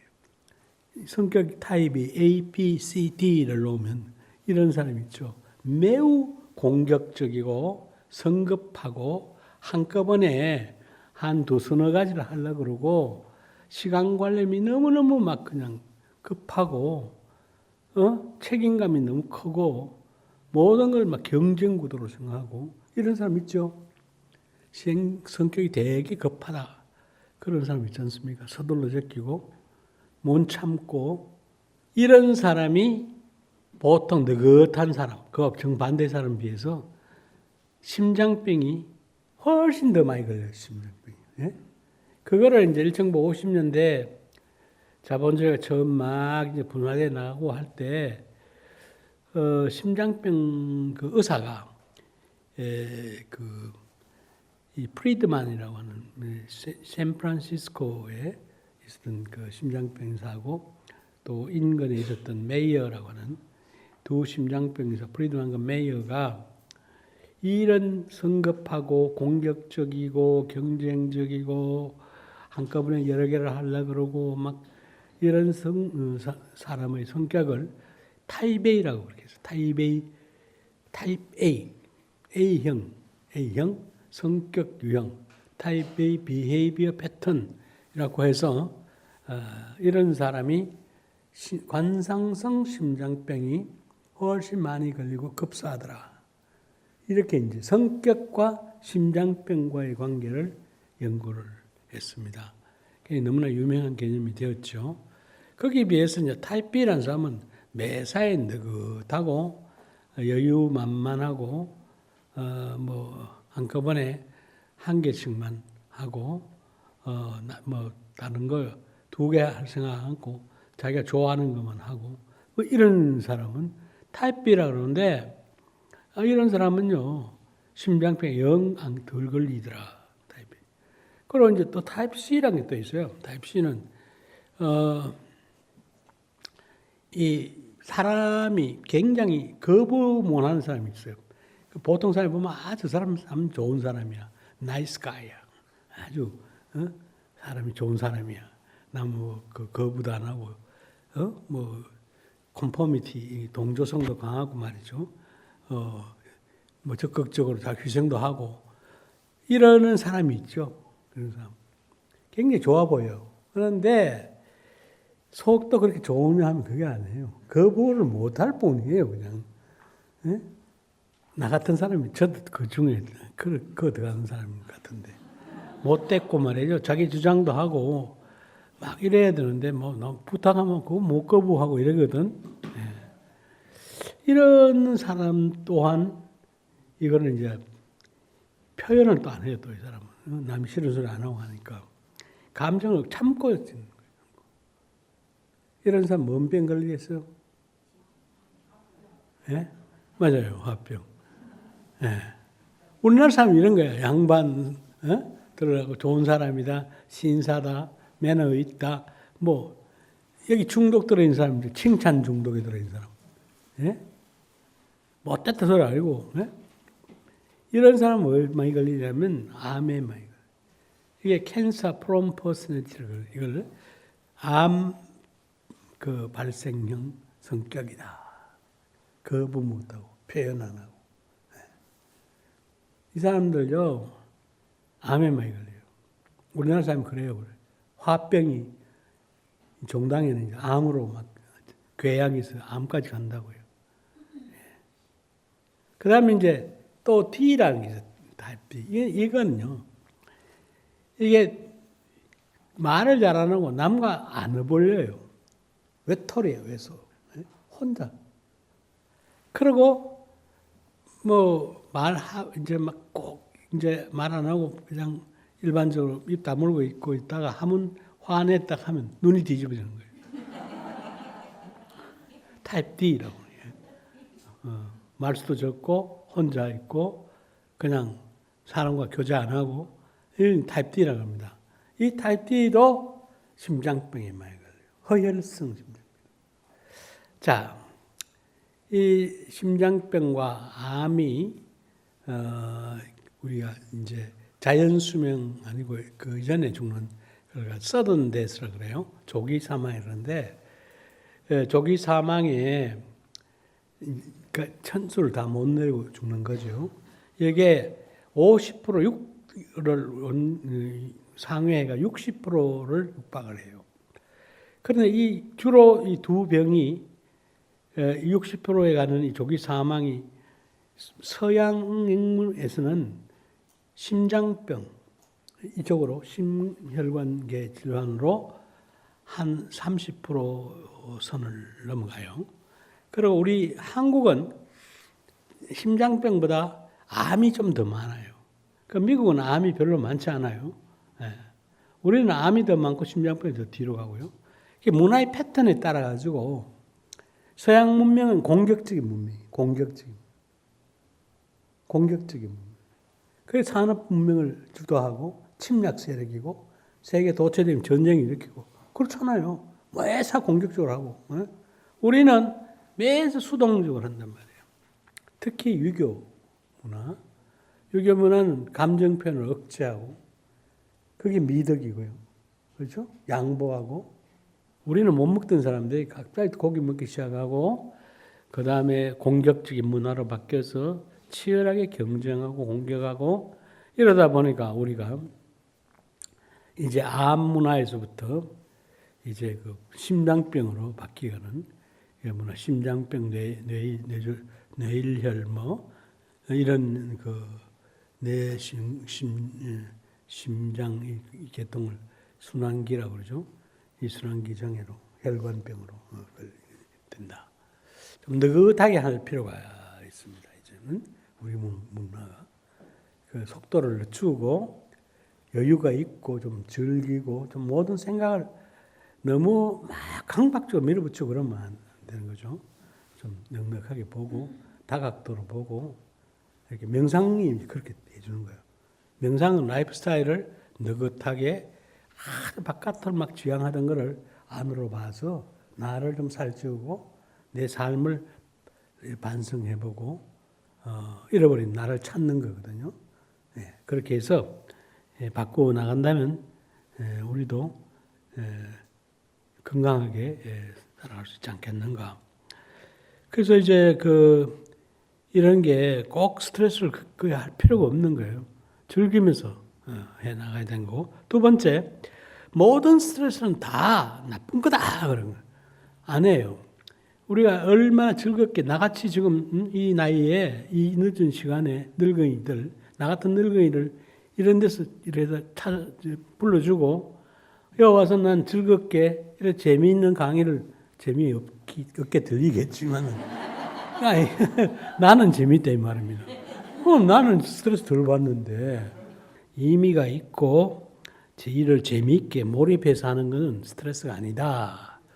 그러니까 여러분 삶 속에 어떤 그런 걸 발견하고 그렇게 하는 걸 만족하고 기쁘게 생각하자 하는 거죠. 그 다음에 세 번째, 스트레스는 피하면 다 없어진다. 이렇게 생각하는데 이것 또한 피하면 피할수록 더 큰 거로 돌아와요. 대처해야 돼요. 받아들이고 거기에 반응을 적절하게 선택해 가면 되는 거예요. 다 하려고 그러니까 전면전 하면 그건 스트레스가 되죠. 분명히. 그 중에 욕심 부리지 말고 이를테면 또 공격적으로 하지 말고 탐진치를 버리고 말이에요. 탐진치에 삼독심에 탐하고 진하고 버리면 그거 다 욕심 버리고 미움 버리면 즐거운 거예요. 독소만 빼내면 독소만 빼내고. 그러니까 이거 모든 거 피할 생각하지 말고 보고 맞는 거 보고 할 수 있는 건 하고 하지 말 거는 양보하고 다 하려고 하니까 이게 이제 문제가 생기죠. 피하면 안 됩니다. 다 받아들여도 안 되고 적절히 선택해서 해 나가야 된다 하는 거고, 네 번째는 사람들이 생각도 안 하고 그만 일을 왜 하라고 이 궁리도 안 해보고 모든 상황이 스트레스로 확 사방이 포위돼가 있어서 난 도망갈 구멍이 없다. 이러니까 자포자기를 해버리는 거예요. 네? 그게 굉장히 잘못된 생각이다 이 말이에요. 그래서 이제 주역을 보면 9자로 딱 돼요. 주역의 글씨가. 주역이 뭡니까? 예, 여기 해놨네요. 예, 이 궁하면 변하고 궁적변. 어려우면 지금 자세를 바꿔라, 스타일을 바꿔라, 그러니까 프레임을 바꿔라. 맨날 똑같은 방식을 하니까 이게 못 뚫거나 이 문제를 못 해결해가요. 문제 해결 방식을 다른 데서 선택해요. 달리 해보자. 이 궁하면 변해라 하는 진리입니다. 어려우면 뭐 되는 방법을, 새로운 방법을 강구해야 되겠죠. 궁적변. 그 다음에 변하면 통한다. 변적통. 변하면 통한다. 변해보면 안 보이던 게 보인다. 그러면 통하면 드디어 영구한 길이 생긴다. 확실한 길이 생긴다. 그게 이제 바로 통즉부. 그러니까 이 9자가 궁적변, 변적통, 통적구. 요 9자 주역의 얘기입니다. 주역의 그 어려운 얘기. 사람은 상황에 따라서 적절하게 바꿔가면서 그게 적응입니다. 그렇게 문제를 해결하면 웬만한 문제는 다 풀 수가 있다. 우리 인생이 살아가면서 모두가 살아왔고 또 앞으로 우리 인류의 후손들도 살아갈 것입니다. 그래서 이제 이런 방식으로 변화를 해가면서 문제를 달리 해결하려고 다른 궁리도 해보고 이렇게 하다 보면 길이 열린다라고 하는 이 가르침을 우리가 받아들여야 될 것이다 하는 생각이 듭니다. 자, 그 다음에 이제 중요한 건 부교감 신경계를 활성화해 나가는 거예요. 이거는 아까 그 마음챙김 명상을 통해 가지고 지난번에 실습을 했던 온몸의 감각을 알아차리는 바디 스캔 같은 게 마음챙김입니다. 대표적인 거예요. 이게 부교감식 활성화하고 굳어 있는 자기를 찾아내는 굉장히 중요한 명사입니다. 바디 스캔하는 거. 그 다음에요, 이완 반응을 하고 명상은 이제 스트레스는 그게 우리를 긴장시켜서 굳게 만들거든요. 그래서 이걸 풀어주는 정반대의 명상이 이완 반응 명상.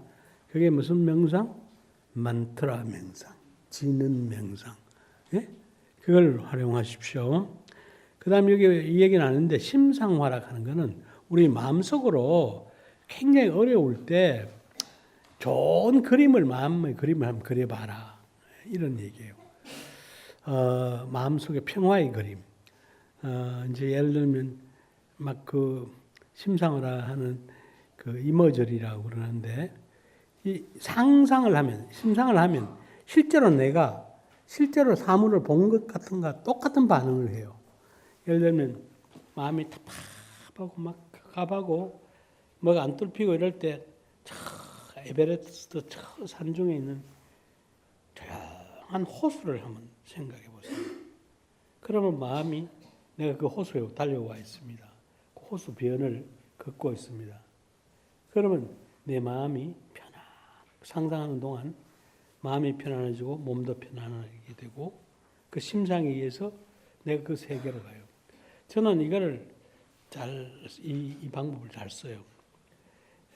제가 대학 1학년 서울 와서 큰 힘들 때인데 4.19하고 막 그냥 돈도 없고 그냥 그때 어려운 시절인데 어떻게 소풍을 그 대학에 처음 광릉숲으로 갔어요. 광릉숲에. 그때 큰 학새가 있고 할 텐데 그 세조의 왕 있는 그게 그렇게 좋았어요. 그렇게 좋았어요.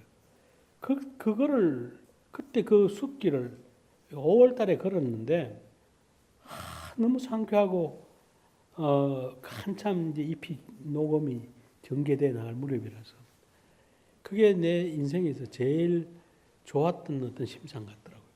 그래서 어려울 때마다 광릉숲을 거느렸던 그거를 이제 연상을 해가지고 내 식으로 이렇게 뭘 만들어 놓고 광릉숲을 즐겼던 그게 저 스트레스 이기는 방법의 하나였습니다.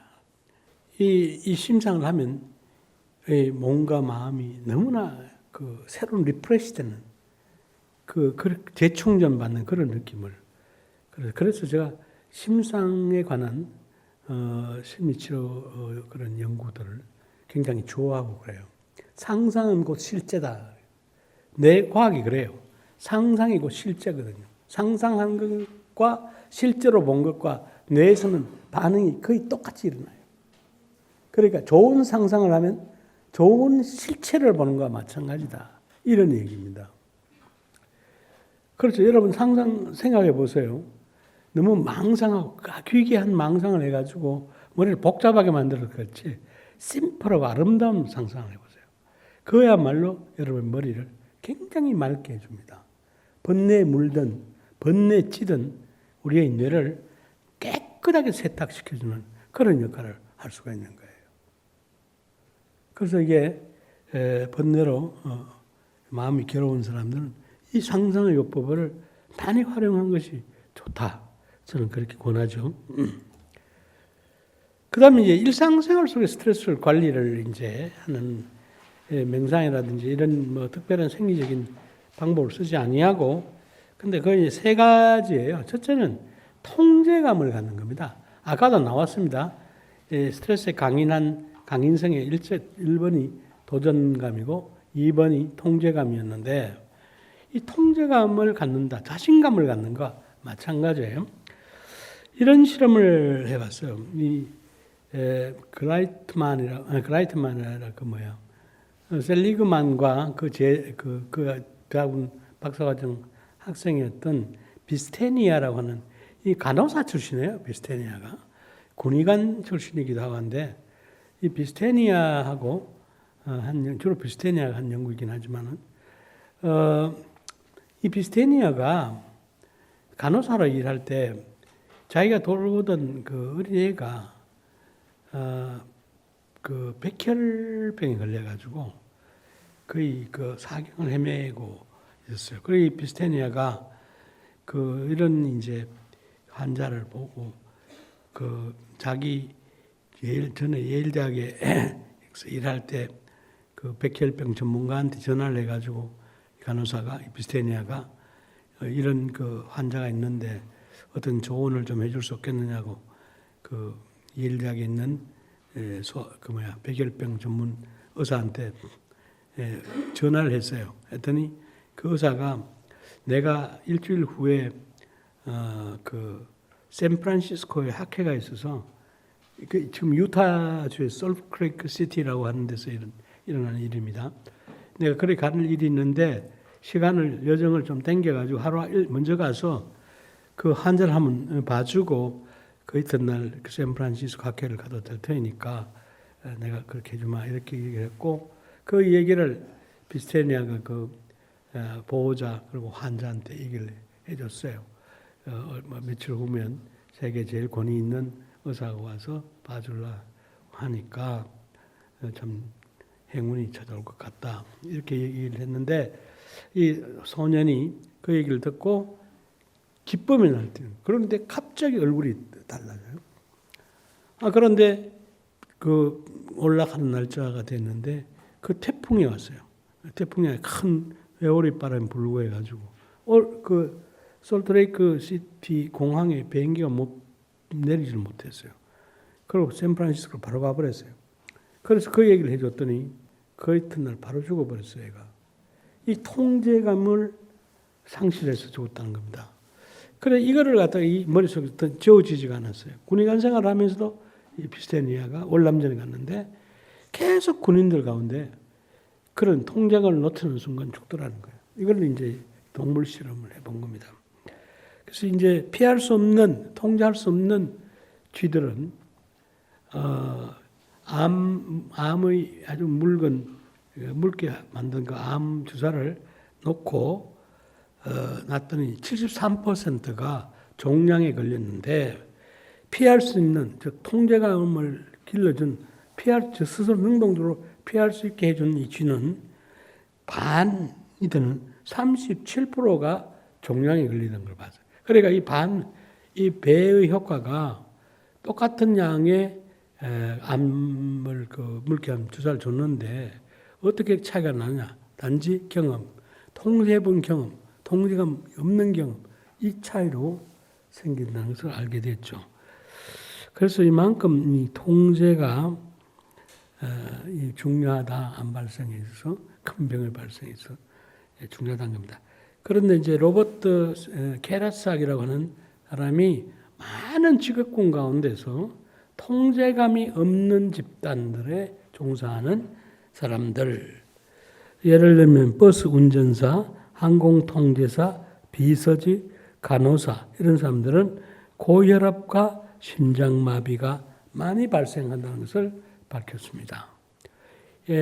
통제감이 없잖아요. 이 직업들은 자기 할 수 있는 게 없어요.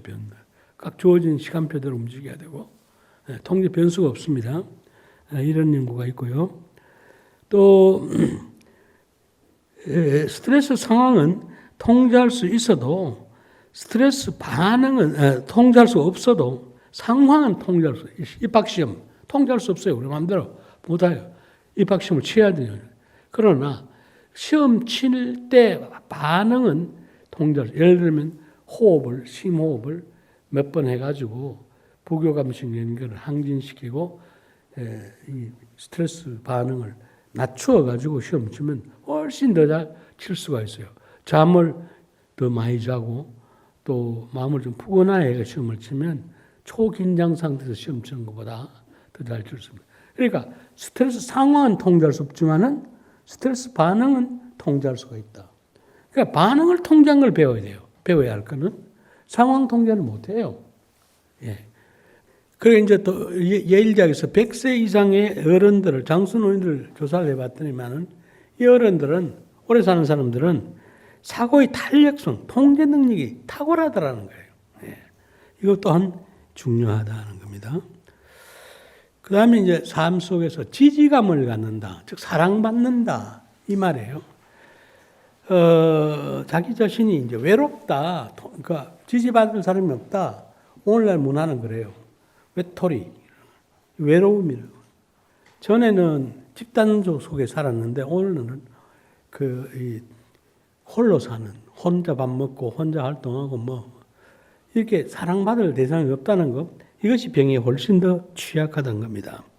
심장병에, 현대인의 스트레스 관련 질병, 심장병이라는 암이라는 치매가 만연하는 원인이 바로 외로움과 적개심 때문이다. 그 외로움이 지지받을 수 없다고 하는 거, 그렇게 이제 우리는 소수의 친구라도 깊이 서로 공감하고 지지해 줄 수 있는 친구가 있어야 된다. 그 제일 친한 친구는, 그러다 미워도 부부가 제일 좋은 겁니다. 부부보다 더 좋은 거 없어요. 원수도 부부가 제일 가까운 원수예요. 자, 그 다음에 이제 우리가 삶 속에서 갖춰야 할 게 해소감입니다. 해소감. 쌓아두면 병 걸린다. 이거. 해소해야 된다. 그래서 이제 이 해소법에는 세 가지가 있는데, 신체 활동을 하는 거예요. 그러니까 오늘 사람들은 운동을 이렇게 많이 하는 이유가 쌓인 스트레스를 해소하기 위한 것이 1차적인 욕구 발산이죠. 그 다음에 감정 표현을 하는 거예요. 요새 좀 뚱합니다만은 노래방이 한국 사람 이렇게 세계 문화에 가장 좋은 자랑할 만한 게 노래방이에요. 이게 감정 표현을 제 멋대로 통제받지 않고 있는 거 다 하고 기분 내고 돈 적게 들어가고, 자, 그렇게 이게 그 다음에 이제 미술 치료다, 무슨 음악 치료다, 문학 치료다 하는 것들은 감정 표현하는 겁니다. 표현하는 거예요. 그래서 이른바 이거를 묶어가지고 예술 표현 치료, 여기는 동작 표현하는 댄스 같은 거, 무용 같은 거 다 포함하는 거예요. 그 다음에 이제 마지막에 정가학이라고 하는 거예요. 그러니까 종로에서 뺨 맞고 한강에 가서 눈을 긴다. 회사원들의 회사에 잔뜩 스트레스 쌓인 거 그냥 퇴근 시 무렵에 동료들하고 모여가지고 상사들 그냥 질근질근 씹는 거 있잖아요. 예. 그죠? 그게 바로 전가학이거든. 책임을 내한테 온 책임을 저리 넘겨준다 하는 거잖아요. 이거 프로젝션이라고 그럽니다만은. 근데 이런 걸 너무 많이 하면 이게 건강한 스트레스 해소법이 아니겠죠. 최고의 스트레스 이제 해소하는 방법은 적절한 운동과 적절한 음식과 그다음 명상을 하는. 이거가 아마 적절하다는 말을 쓰는 게 좋을 겁니다. 너무 그 적절을 넘어가 버리면 그 자체가 스트레스. 하루에 뭐 운동을 막 몇 시간씩 뭐 한다는 거는 그 스트레스가 되죠. 즐거워서만 몰라요. 괜찮을 겁니다. 즐겁지 않은 건 스트레스가 된다는 거. 자, 오늘은 여기까지 강의하겠습니다. 감사합니다.